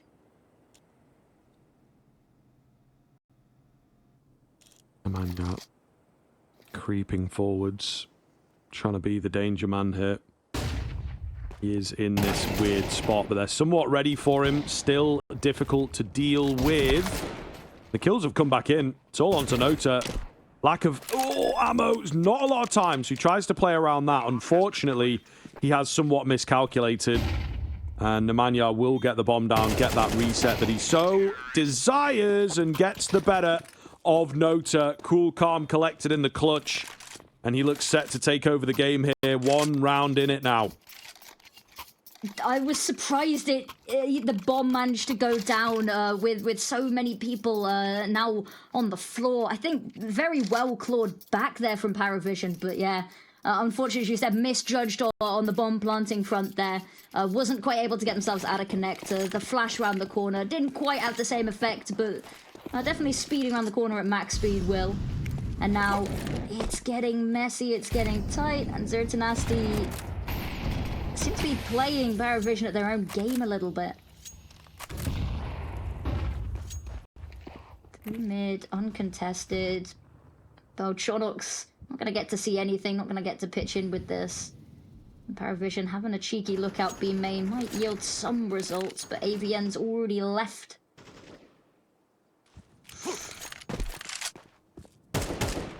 Ooh, spots a shoulder. Not much to work on there, though, yeah.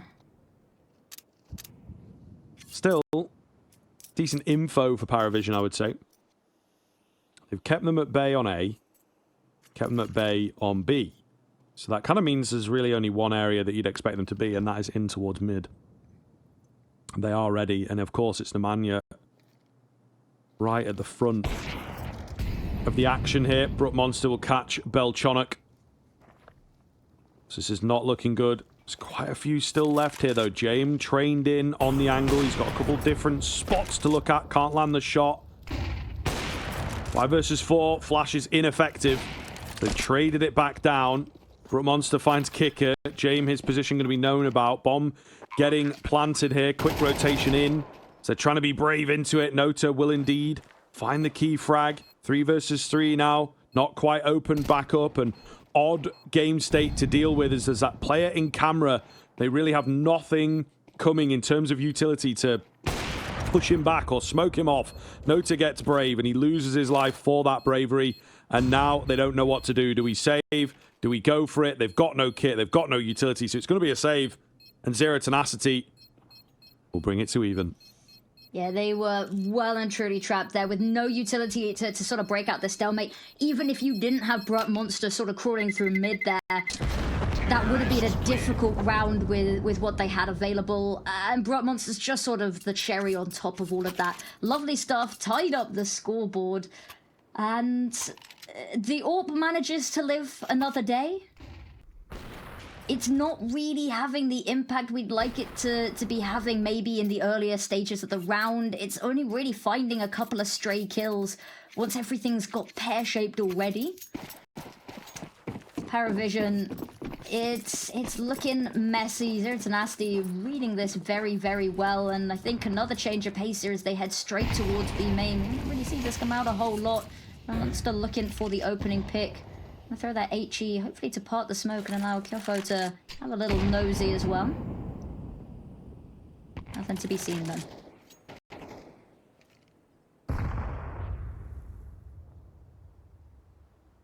Feels like a must-win round for PARIVISION, honestly, otherwise we are probably going to 3. Quick B play to come in. Travis is Molotov'd out. All over the shop, doesn't quite know where to look. He will go down eventually. Looking for that moment, for that individual.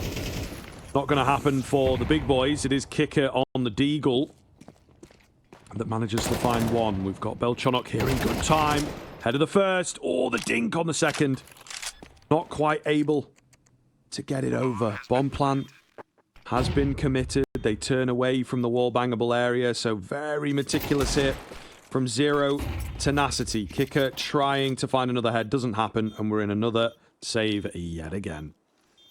Yeah, rough situation. If Belchonok finds that second, maybe that they can go for this a little bit more. If Qikert finds just even a single pick there, as they're hesitantly drawing back and waving the white flag, but they don't. A couple of missed shots, a couple of just not finalizing that secondary kill, and not a whole lot to get back into this.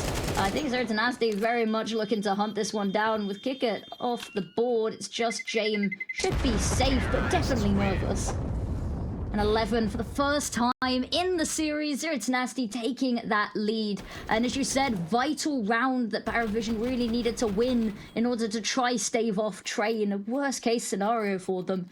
And now it's bare bones with what they've got. The utility is going to be limited, and the weaponry even more so. A single kit on Travis, and whether it lives long enough to see the end of the round is another matter.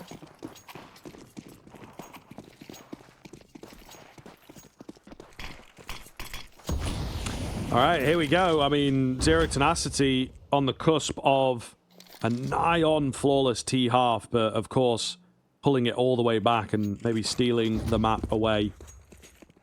Crazy, absolutely crazy stuff. This is what Anubis is capable of in the right hands, of course, so we'll see. PARIVISION Once again, playing loose on middle, but not really changing the setup all that much. Yeah, very, very quiet on this one. And that's been quite nice, is their ability to sort of ebb and flow with the speed has never really allowed PARIVISION to get comfortable, never really allowed them to have a consistent game plan, find out what's working when it changes between rounds. And this time, having a look out A, they've been very passive and now having to expend a lot of utility to maybe fight back in just to get some information, but it's out towards Connector here. The trouble seems to start be brewing, and there's the HE to crack this open. nemanha in behind, that's what I'm watching. It's not the first time he's pulled off a move like this. I don't think they're really expecting it at all. Yeah, down goes James. Travis's position going to be known about now. Still not the best of looks for the T side, to be honest. Travis looking good, trying to hold things together. Does come away with 2. Could be a difference maker, but unfortunately Belchonok is the one, for my money, that goes down ever so slightly too easily. MP9 cannot get it done. And it will be 12 for Zero Tenacity. PARIVISION watching this map and potentially the series slip away. Yeah, this is... You've got to be kicking yourself. 9-3 half is what we were saying. That it looked so, so good. They win the pistol as well. So, map point for them. Weak buy for PARIVISION. And I've been loving this. They've been getting the bomb. That has been a little messy in a couple of spaces, but PARIVISION, they have just been foregoing information and having to fight back for it. And just not really having a clue what's going on in large chunks of the map. Simka, again, this connector position has been so fought over, and Zero Tenacity has been winning this battle out every time. Mana, this time actually going for a full front approach as opposed to something sneaky. A little bit of damage off onto Nota, but nothing really to speak of. They're going to grab the bomb and maybe head somewhere else now that they've drawn the attention. But there it is, the connector push goes 1 for 1. That definitely still favors Zero Tenacity. Oh, yeah, for sure. I mean, the amount of map control that you can get from that. But this would be the classic, wouldn't it? You know, not winning a round for so long and then all of a sudden pulling it out of nowhere. Manya left to his own devices. Will get taken down. Belchonok just managed to drop away. However, it's James that gets caught. Now, it's clever from Zero Tenacity, I'm not going to lie. They've seen nemanha quite a few rounds get in behind, via middle, on the lurk. So they sell the fact that he's by himself, right? They just let him go. He dies. Cool. And then they very slowly look to pick up where he left off, and it just catches them off. So it might look silly, but in your head, you're like, right, cool. That guy's always lurking. We killed him. It's over. Not the case. So really well done, and it just, again, gives them so much control. So now a deficit retake going to be required to stay alive on Anubis. And it is, and it's uncomfortable. You've got a little bit of presence from Brut Monster in the middle to cut up this retake and deal with Qikert potentially.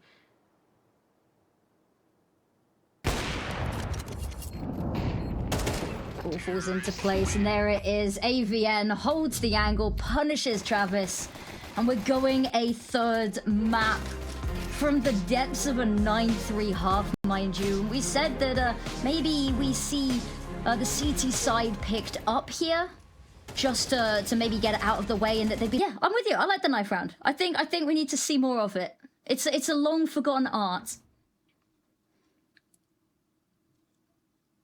Yeah. I think so too. I think so too. And, you know, we had a few clutches back in the day and all that. I don't know. The thing as well that's changed quite a bit for players is that they just don't think it's as valuable, you know, because you really starting one side or the other doesn't make much of a difference. But I think back in the day, like 10 years ago, they were like, right, this is a CT side of map. We've got to get CT side, you know, and they were really, really into it. But just not quite the same anymore. Yeah, nice pistol to kick it off. And PARIVISION, they've been on fire with them this series. Can they add another to their belt? But Kyofo's already all the way out. Has found a pick. Actually, no, it's nemanha that has. But James, there's another one. Back and forth. But the health is so low on PARIVISION. And actually doesn't really matter because Travis is going to keep on shooting. Belchonok. Good timing. Oh, my goodness. How's he not got that then? That's dreadful. No one saw. It's all good. Don't worry about it. We won't tell. If this keeps up, there's a world that Simca wins this just by chipping away at them more. He's still alive. Yeah, I know. They're really scared of him. Someone? Anyone? Yeah, for sure. He's ready for the flank as well. So James gonna go down. Qikert's 4 HP. Just so frightened. Oh my goodness. Another comes in for him. Bomb retrieved now, but in doing so, Belchonok's able to set himself. So little closer than one would like. But they will indeed get it on the board. It's Belchonok that fumbled the first pick from onto E-Box, sorry. I was trying to remember where it was. There was like open line of sight, absolutely nothing blocking him from Pop Dog. But yeah, it's messy one, but I think if you're Zero Tenacity, you know, it's not the worst way that it could have ended. Gotta give credit where it's due. Still manages to take a couple down with them. But yeah, not much to come into this round with. nemanha gonna be, once again, the first one up to the chopping block. Potentially, actually, the quarterback away. Silent.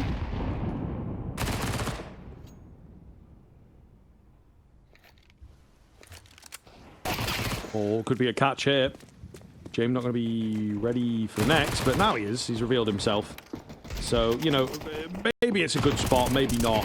I don't know what to make of that. Nonetheless, looking good here as they will eliminate all of them. So there you are. Rolling through the motions. Now it gets a bit serious. We'll see what form of Zero Tenacity we get here. Yeah, I think that's something that we've seen a couple of times from Zero Tenacity, is that they've had some really amazing positions, but then have accidentally given themselves away. Would not be great as teammates in hide and seek, but, I mean, they didn't come into that round with anything, not really got any expectations on them. This will be the round that if they can stamp and seal away a nice little conversion here. James already on the third round, Orp, however, not willing to let them get anything here. They had a rough CT side, so now their turn to make amends. Qikert, actually a lot of damage already, and nemanha's already got another decoy. There's got to be a play in here somewhere that we're missing. Yeah, I don't know if it's just like spending all your money, yeah. kind of, yeah, a little bit anal about it or whatever. So, yeah, not quite sure. But who knows? When you're throwing all the nades in, could make a difference, could be annoying. I guess it's like sensory overload kind of vibe or whatever. Not really sure, but he's got one, so he knows something we don't. Secret weapon. They're so hesitant to push out here, and actually, PARIVISION, this is exactly how they like to play, and maybe they catch Nota out on the ladder here, trying to jump up, get ahead of them, manage expectations, but look, Simca gets both, and now that's it. James trying to find one. Nice nade to do damage, but alone on this site. And that's... Are they gonna go for this? I don't know. They do have a bit of spare cash in the back pocket. Someone like Qikert, especially on the MP9, there's no real harm in him throwing himself in here. Let's spot a couple out. Travis goes down. Yeah, they're just not really standing a chance, are they? I think that's completely fair enough. James will move off to save, and Zero Tenacity on the board. Ooh, they've sent nemanha all the way round here. Post it up. I can hear this. There's the first shot. Yeah, should be safe. Yeah, difficult one there. I was curious to see them going for it and repositioning. It was a very sort of not very heartfelt attempt to look at the retake there. A little bit of like poking at it, but they didn't find anything. In fact, they found 2 extra casualties on their team. Zero Tenacity around on the board early, looking to not let PARIVISION get too ahead of themselves and have to claw back yet another half. And once more, PARIVISION, they're forcing the issue on the weapons front for lack of utility. And maybe playing this far back might be a little bit of a disservice to them.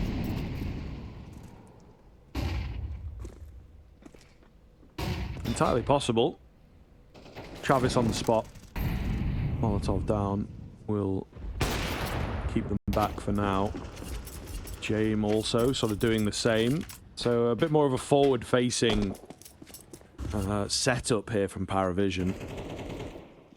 Curious to know how it's going to work for them. Zero Tenacity, meanwhile, pretty widespread.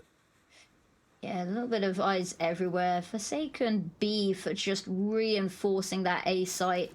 Having heard not a whole lot coming out. Actually, as we can see the mini-map, maybe the right call to have been made as they start to crawl through Pop Dog and...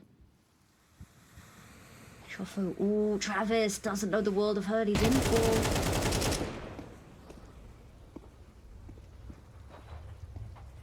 What is going on? They're so tentative. You know, just really scared to take fights. It's very strange. Catch comes in as Beltronok trying to get advanced there. And the issue they have is they've got no utility to try retake a site here. So they really need Nota to have a look and try get ahead of this bomb plant. But that Molotov going in forces him just to hang around a little bit longer back towards A. But they funnel back towards A anyway. Yeah, I don't know. I don't know what to make of it. We got some trades coming in here. Travis will go down on the bomb train as James is left to save once again, as is his nature. But Zero Tenacity looking good here as they, you know, playing a bit of a style similar to PARIVISION. Very slow, very methodical. James playing the aggressive save, which is kind of cool to see, but he still has no chance at the round. Yeah, AVN the next up for the fight. He's ready for it. There's the second. Okay. Making it expensive at the very least. We'll give credit where it's due there. But yeah, lovely to see from Zero Tenacity. 2 back-to-back rounds. Maybe we see the dominance continue, because PARIVISION in a nice little start to their second half and then utter demolition. But yeah, it's beautifully done from them. But as you said, it's very tentative on both sides, really.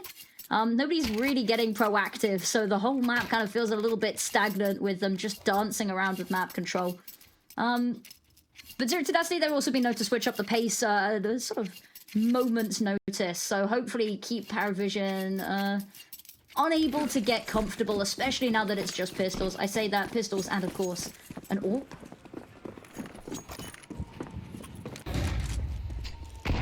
Hero AWP hasn't worked for them so far. James posted up. Nice aggressive angle, but that's only if somebody's there. Needs the rest of the team to try figure out where to have him positioned.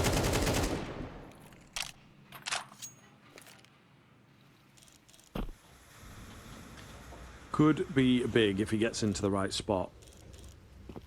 That is a question of if, of course. Tiny little jump spots here. But again, Zero Tenacity just playing very wide. Winding the clock down. Not wanting to give away any of those all-important early kills. Everywhere and nowhere on the map all at once somehow. But yeah, there we go. A little bit of presence. Throw that utility out, and now you've given the perfect opportunity for Qikert to activate here.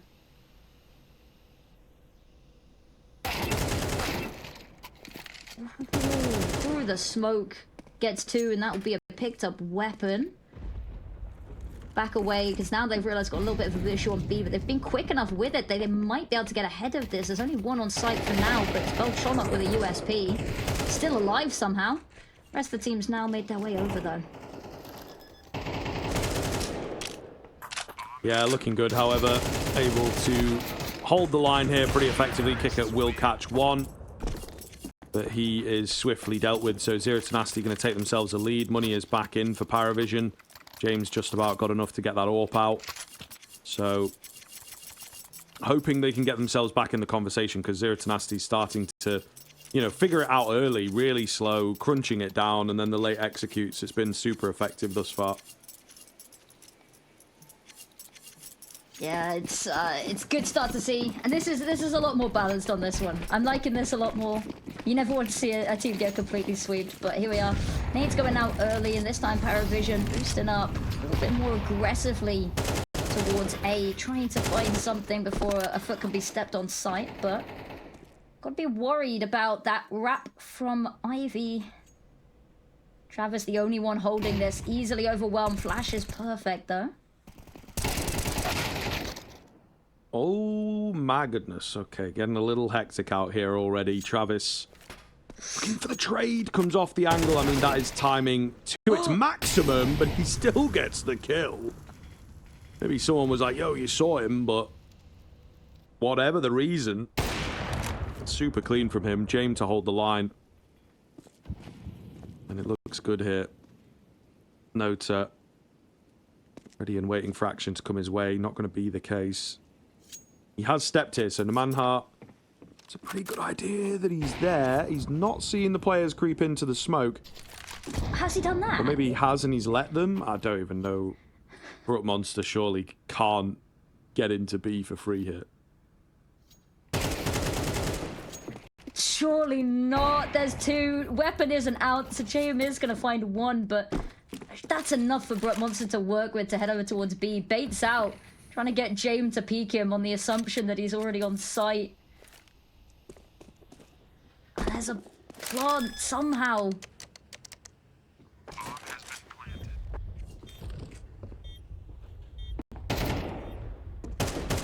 Oh, Brook Monster trying to bait them in. Caught him between a rock and a hard place here, though. And he can't get away from it. So it will be PARIVISION to take the round. Again, it's always work for these guys. And it's James with a huge 3-piece, but that will be a third and an even up once again for PARIVISION. But we said this, nemanha's ability to get behind enemy lines is unreal. It's annoying that, you know, kept the gun out, just been a little bit more cautious that maybe there was... Because you're not expecting a third, I don't think. You expect one, maybe two, gets both of them. The third does give us a bit of a surprise. If gun had been drawn, different situation there. But yeah, the ability to rein that back in, kudos where it's due. It got very messy, still managed to keep a lid on it. Ooh, nade stack goes deep and... It's not actually going to have too much effect. James found the opener again and 70% conversion rate on opening picks, so maybe Tenacity a little bit uncomfortable now, and they've lost that sort of widespread map control we usually see. It's a little bit more scattered this time. Looking good here, as they will manage that first frag, manage to hold on to it as well, which I think is the important thing. Yeah, nemanha looking for a way in, but just cannot be found. The double stack, never going to get beaten, is it? Nope. No. Chofo has to try rectify this and find some way in. Very worried about that awful, daunting corridor up from Hot Dog, so they decide to head B instead, but unfortunately for them, enough info elsewhere on the map that they are ready for this, and they've already started to pull Nota over. Yeah, again, I think the setup is just really, really quite effective here. Qikert, first line, finds one, spots them in, knows where they're at now, so a lot of information gathered. 5 versus 2, surely not going to come off. Qikert getting a bit cheeky, but he can afford to do so. Just, you know, really confirming locations now, and it's all going to be down to Chofo. And of course, he's only got eyes in the front of his head, not in the top, not in the back. So, yeah, no way he can shoot at everybody all at once. PARIVISION now taking the lead. Yeah, lovely stuff there. Nice little retake. And it's always a difficult situation there, having way more bodies than there are bullets. Just means, as you said, eyes in the front of the head, can't be everywhere. And even though right idea, not quite able to swivel a head round fast enough to find everybody. But they get a bomb down in the midst of all of this, which, considering it's 2 versus 5, is still commendable. And yeah, Beltronic there, last one left alive, just tucking themselves in. All they needed to do. And Tenacity just going to have to sit on their hands this round. There's a deagle available for the man, the myth, the legend, nemanha, but I'm not feeling the eco magic this time. Running once again up towards B corridors. Actually, no, they're not. Sticking around towards A.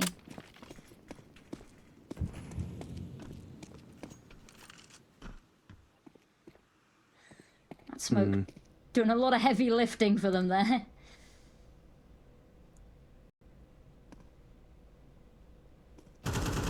It's true. Tenacity maybe looking to just, again, get that one head, the one gun they might be able to save. AVN set up and ready for the push to come away.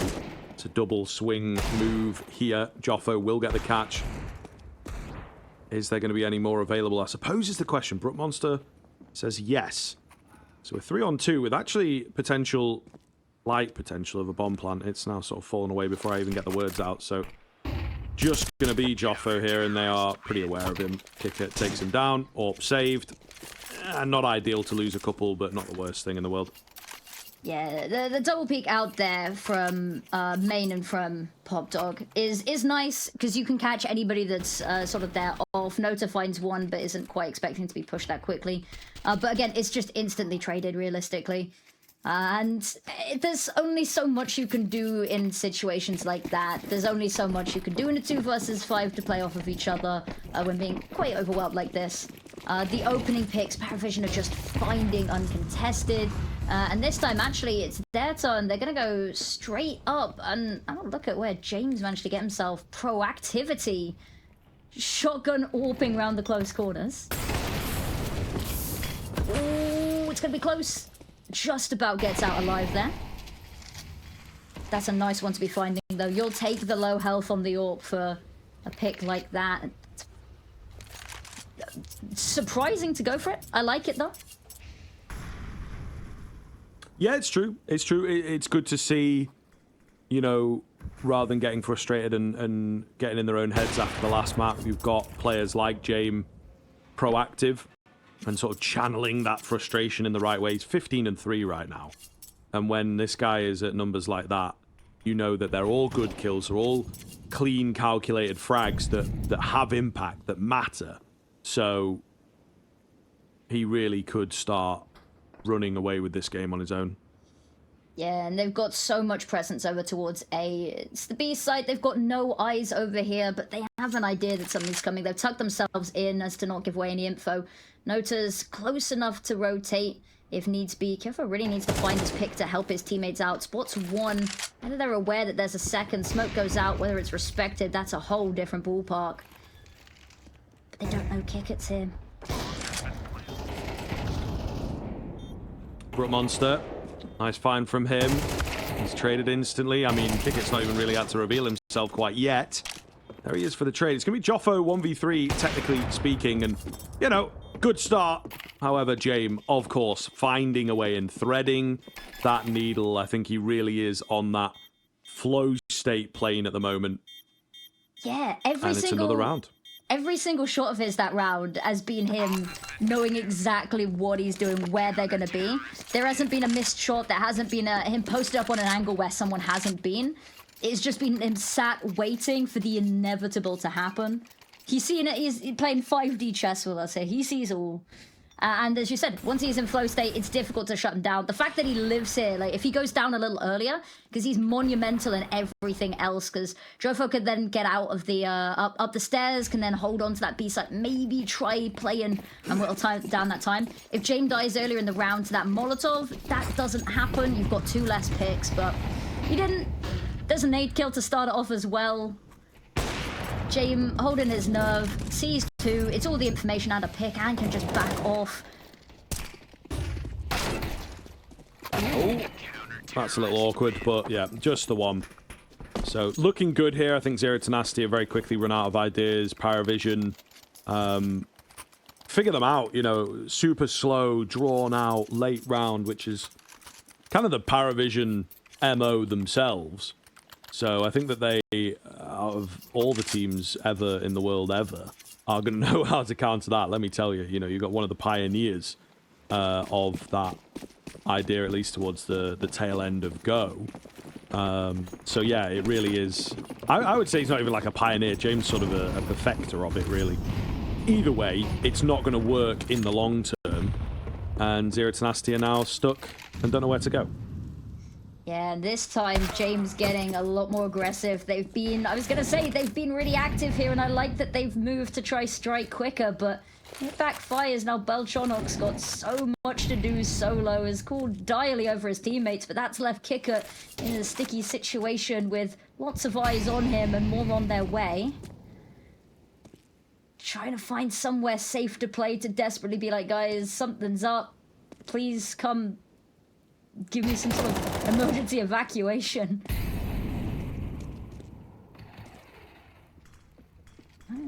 Still sticking around B. It's a little bit late that they're going to be arriving, but the fact Qikert still found a couple just to buffer them. AVN, he's the one to watch. Oh, he is going to step, but he catches the reload anyway. Bomb plant coming in. A well-placed nade could devastate. What is it going to be? Flash comes round. Oh, it's a very tough fight there. Last bullet frag for nemanha. Is there any way back in for the rest of this PARIVISION squad? At the moment, it doesn't look too good. Travis on a complete reposition to try and get a catch. I think it's quite going to happen. Disgusting angle here from Joffo. Man, that's crazy. They will unfortunately be thwarted. Just not able to get in. No information to work with. And Travis will go down as he attempts the ninja defuse. Look, they've got enough money in the next round, so that's why they don't save there. Regardless of what happens, they have enough cash for this final round of the half. But unfortunately, it was never going to happen. Uncomfortable one. AVN as well, just sat perfectly within this. Crossfire established, not really any way to break it. There was a little bit of utility for the side of PARIVISION, and she said they can reinvest into this one. There's no reason not to go for it, but just too many options, not enough people. That's been the name of the game, has been early aggressive damage, and nemanha gets ahead of all of the flashbangs, finds 1.5. If they find the second, it's brutal, but done his job perfectly. And now Qikert, it's close quarters, finds one. Transfer isn't going to catch AVN. But the health bars are looking uncomfortable here, and when you've got AVN on a Galil, that's even more of a worrying prospect. But they've managed to hold off anybody stepping foot on site for now, and that's Travis finding a sneaky position just in case AVN wants to drop down here.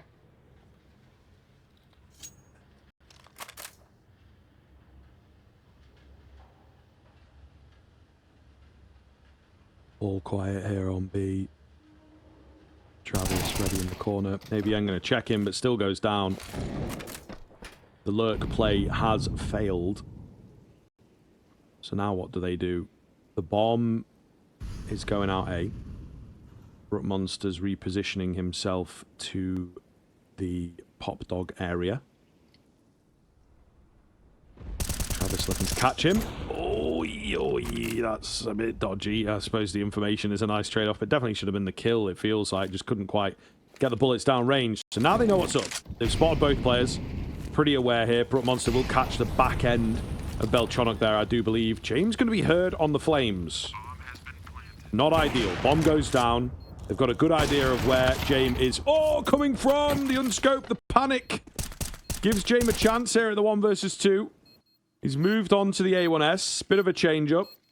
And Joffo has moved into a difficult-to-predict, quite aggressive post-plant position here. So what can James get done? Smoke on top of the bomb. Can he make the perilous crossing, though, is the big question. Joffo knows what's up and is so very ready for him. They managed to pull things back. 7-5. PARIVISION still looking good, but not quite good enough just yet.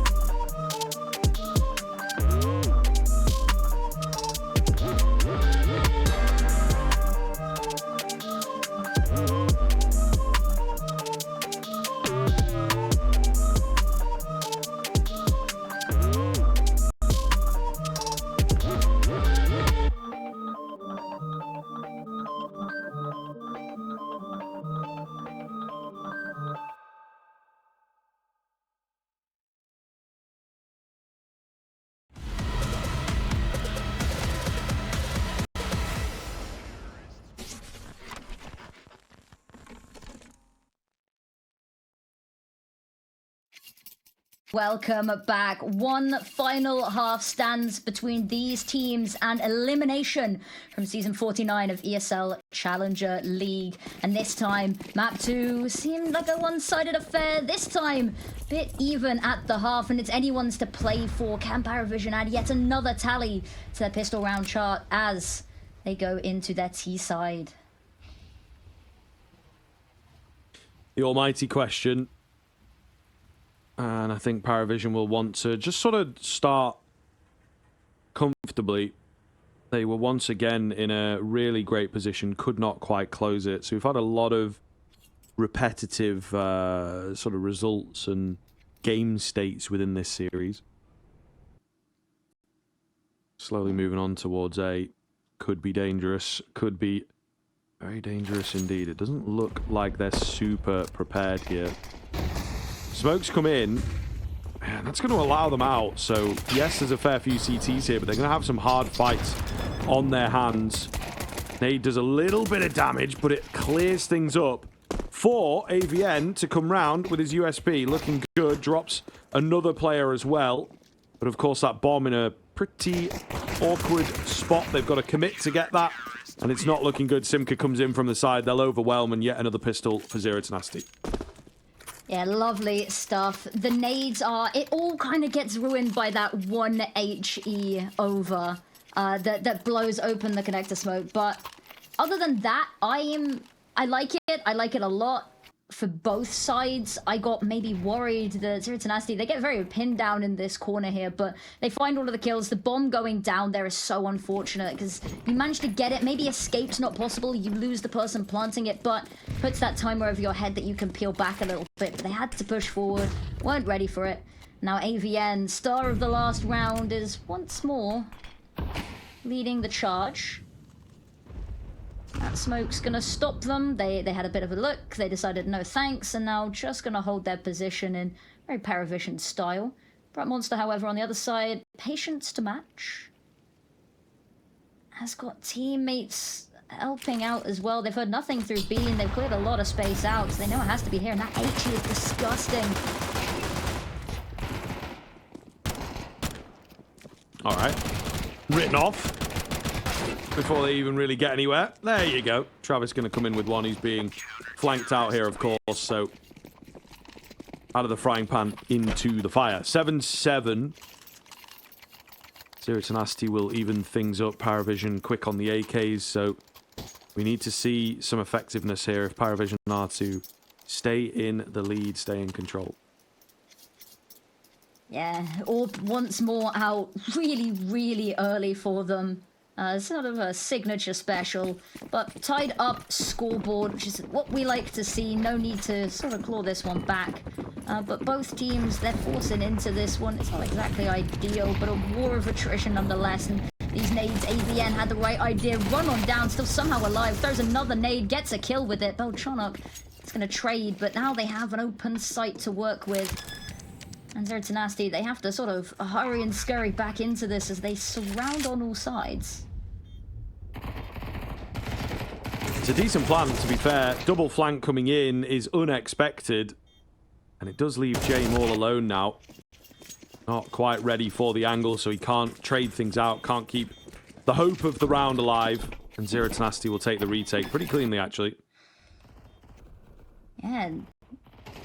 It's a difficult one. It seems like they get the kills. It looks okay, but they're very sort of few and far between, which makes it difficult for them to really find anything meaningful. They're picked apart in individual fights there. Money to buy straight back into it, though. As PARIVISION, they're not going to ease up for a second or let Zero Tenacity have a break. But money for Zero Tenacity, it's going to start looking good if they can keep up rounds like that. With minimal damage sustained. James running it down with a Tech 9 in the hopes that he can be self-sufficient for his AWP soon.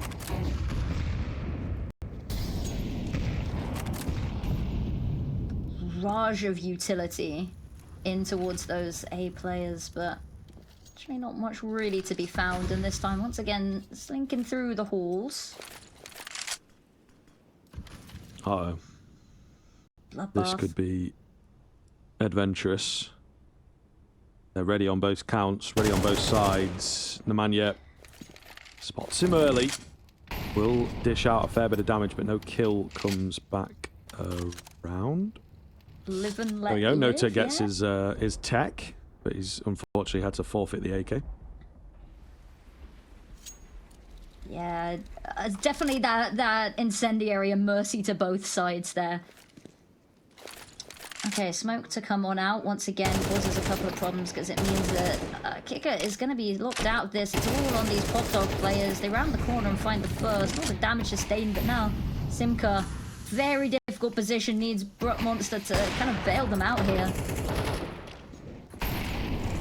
Yeah, we'll see.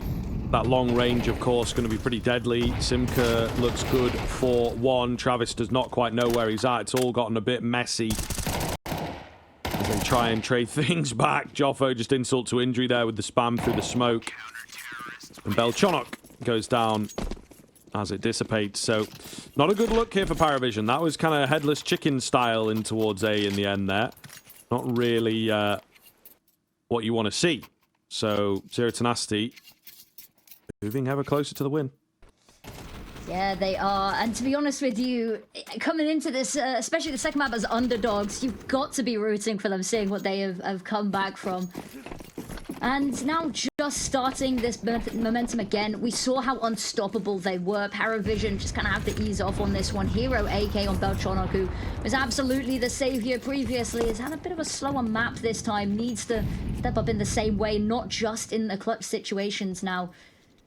But holding the position, Zero Tenacity, they've not been too careful about trying to go and poke for information. Been reading from afar and just using this utility to hold them off. And PARIVISION does also mean they've been walking in blind themselves.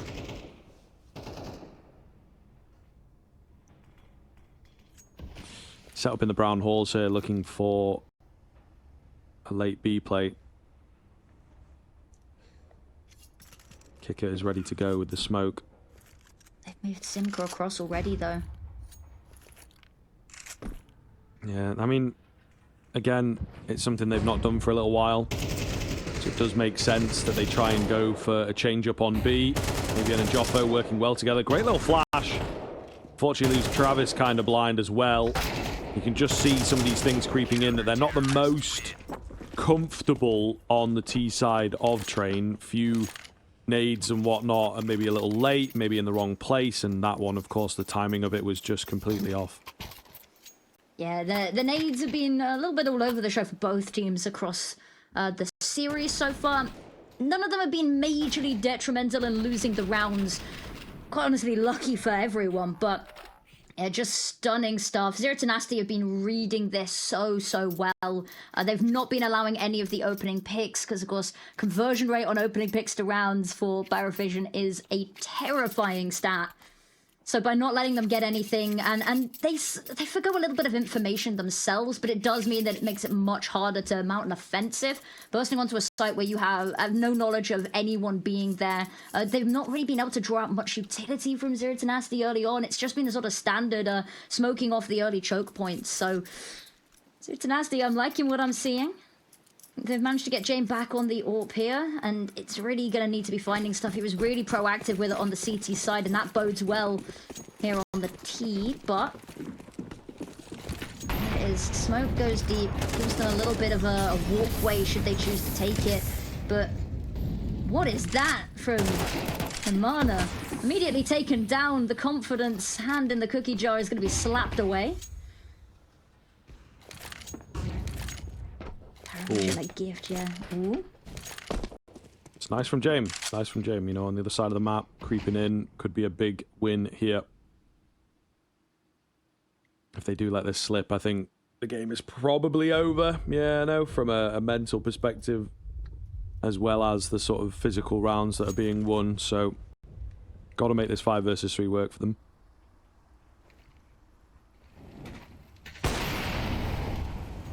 Missed shot on characteristic. Flash to try keep Travis alive and able to, I say back away. Nope, standing in the open, still fighting.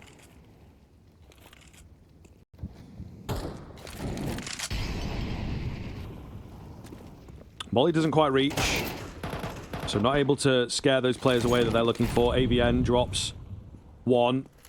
Joffo ready on the edge of the smoke here. No push is going to come in. He will get caught. So 4 on 2 looks pretty damn good. They know where one of those two is as well. So Zero Tenacity don't fancy it. They'll move to save. Yeah. First time they're having to do this, and honestly, they've got a load of money in the bank, so it's not too big of a deal, and PARIVISION, they will not want to go hunting for anything here, knowing that this is the case and with their own money in this sort of situation. But yeah, around on the board to finally break their own stalemate. Something in this half. Hopefully make a little bit more of it. They will not be given the leniency, the contingency of an eco round here. But they do it successfully. They only lose one person in the fray of it, and that's the sort of confidence booster you need to get back into this. I don't know. A loss here again. I think every round that Zero Tenacity gets closer, it gets a little bit more. You can see the cracks forming. Desperation plays in some situations, which aren't necessarily sort of pulling their weight. And James seems to be the only one bringing home these kills. It's true. It is very true. I think going to be a strange sort of finish to the game here. They will be looking to a couple of individuals to take matters into their own hands. Nicely executed, though. This is a fantastic follow-up round from PARIVISION. Bit of pace to it, but very well coordinated there to catch those front-facing defenders off guard. 3 kills in, you know, a second, it felt like. 4 on 2. Probably another save, really, for Zero Tenacity. Yeah. Too much early damage sustained. There's nothing really you can do to hold them off at this site. Bomb hasn't gone down yet, but there's not really much of a say you can have in trying to stop that happening. I think your best bet, as you said, just to save and hope that you don't have anyone coming for you. But it seemed like James working his way around. We've seen him on this AWP sent hunting more than once already, so it's not too much of a surprise. PARIVISION, they are doing their due diligence and really waiting to try and put this bomb down. Maybe trying to win this game off of nothing but killing everyone and securing the objective that way alone.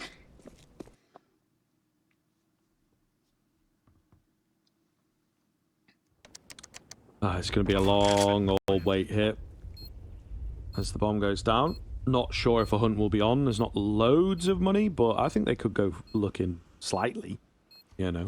But indeed, it is the reality.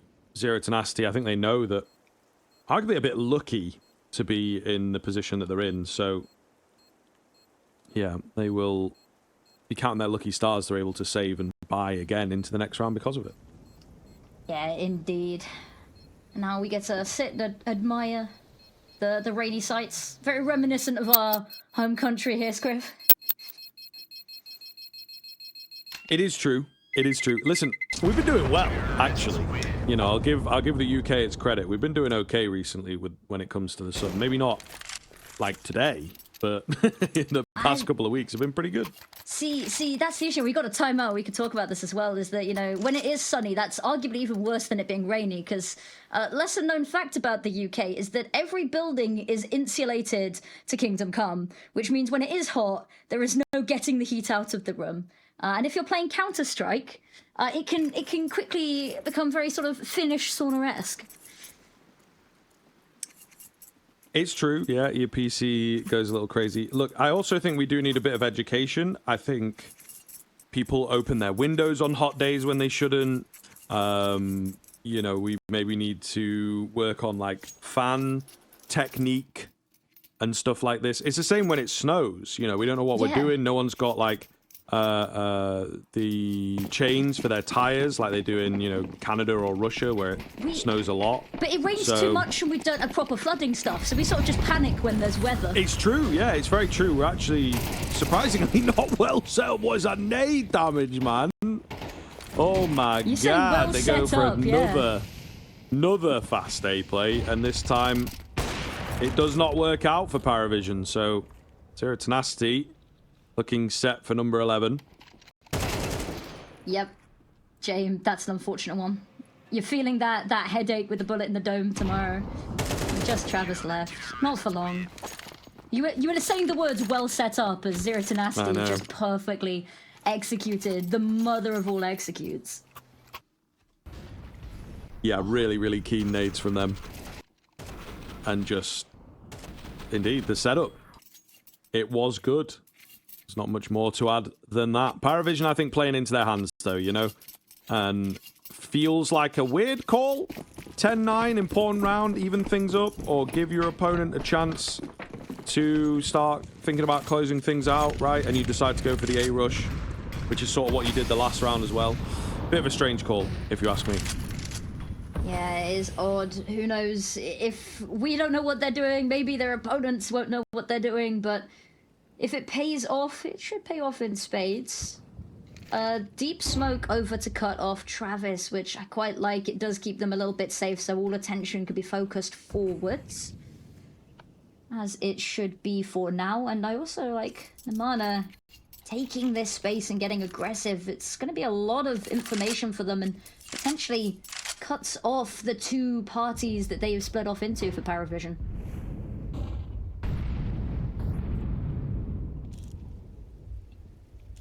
nemanha playing forwards here, backed up by Monster. Could be a killer setup. So you really do have to be careful. I think, you know, Molotov's kind of the right idea. Again, maybe need a little bit more. Qikert goes early, which I'm not a huge fan of. Great reposition here from Monster. He will eventually get bested. But the AKs are coming out on top. Still a bit too much for Zero Tenacity to deal with and read. So they will get overwhelmed on the site itself. What? What? You can't be serious. AVN gets out. How has he gotten away with that? Nota to win the 1 versus 2. I do not believe it. 20 seconds remaining. Jofo going to fake out the plant, but Nota is just too quick. That is the power of youth winning out that clutch for sure. Way too fast. Oh my god. What was that in the middle from AVN? How did he ever get out like that? I don't know. And if you're AVN, you're probably looking at your teammates with utter despair. So there's the first, there's the second. And it's just the spin around is impeccable. A timeout being called, I think very much a conversation needs to be had on many a front there. I think AVN needs a second just to breathe. Monster as well, I think, is quite a unique one. It was in a really weird position and just got very overwhelmed. The first shot's nice and maybe just a millisecond or more to reset for that second shot. Could have connected. Absolutely would have been run down by the third. There's no doubt about that.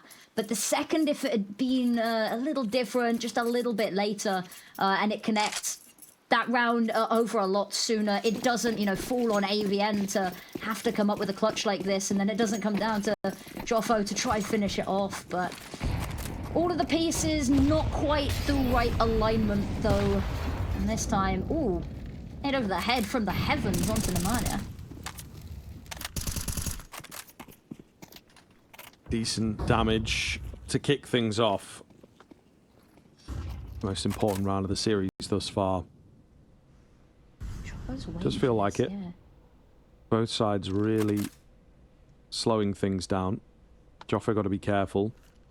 Be very careful. Ooh, don't want to overface. Do not want to overface. He's just waiting for some presence to come in. Going to drop the smoke.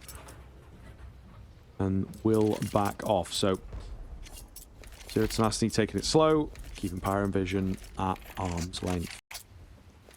And this has been what we've seen this whole half. Zero Tenacity, they're not showing anything. They're not going to give away any ability to find an opening pick. Maybe a little bit of damage from the util, but no fights. And now here it comes. Monster just sat, waiting patiently. And it's going to be Qikert first up here. That Molotov not quite going to displace him. Flashes. Oh, the flashes are so good.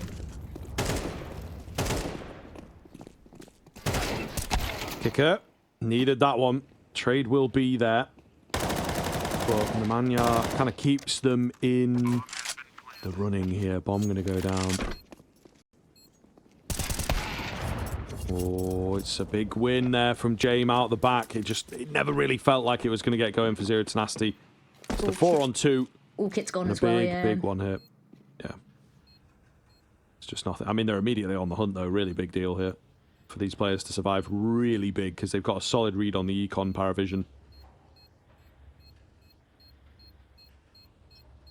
Ooh, AVN. It's lucky. Simka being blessed with the footsteps, ready for the second. Oh, just about gets it. And there's an AK. Not quite out of the woods just yet, though. Travis. Ooh, a couple of his bullets, and it's AVN to save his backside, but that's definitely rough. I like the intention, but when you commit so much to the hunt and don't get anything in return, hurts a little bit. Yeah, this is it. All right. I know we shouldn't do this, but overtime. It's on the horizon. It really could go either way. Are we feeling it? I mean, Zero Tenacity have been absolutely shafted in the worst way at the worst time, so I really don't know if they're going to get a chance. Even with the buy in the next round, it's not going to be the best. It's going to be lacking in places, you know what I mean? So, honestly, I'm going to side with no, but it's been a weird series, you know. It certainly could just come out of nowhere, but I really don't think Zero Tenacity should take it to overtime. Let's say that. Yeah, especially with this round being locked out so quickly. Prop Monster. Oh, no, go for it, go for it. Oh, it's beautiful. Oh, it's beautiful. And it's not a round win, but it's a consolation prize at the very least. And a lot of money, mind you. True. Could make a big difference because he's going to get himself an AWP into the next, even more money coming in. So it does make a very big difference. I think without that, he could have glass cannoned, but would you really want to do that? So now he can buy into the AWP pretty comfortably for sure. Exactly. It's no longer just an AWP and nothing else. You've got a little bit of something with it. And there's just a flourish at the end there. Goes for the kill as well. The fact that he gets another one with the Mac 10 there, just styling on them, but series points here, and this is for elimination, mind you. Zero Tenacity, that knife kill giving them the only gift and the only life raft in a vast and unrelenting ocean of this round. It's a little bit of early chip damage. nemanha's running ahead, trying to get in that Molotov. And they take 2 opening picks. It's so messy. How do you pull this back? Yeah, a great question. I think PARIVISION have done a great job here of, again, saving their sort of pocket strat, which is to pick up that pace, be annoying. And they've done a great job here. So, very good change up from them, catching Zero Tenacity when they're weaker, when they're nervous, and this looks like it is going to be the end of proceedings. That one just sort of sums it up. Qikert should never have got the kill on Joffo there. He does just that. It's a trade out from AVN. He's now known about, and surely that is going to be it. 1 versus 4. Well, 1 versus 5, technically. James takes him. Great game out from the stalwart player, from one of the best AWPers in the world in his day. And it will indeed be PARIVISION to take the series, knocking Zero Tenacity out. I mean, what a slog from them. It's not over yet. They've got plenty of games left in the lower bracket side of things.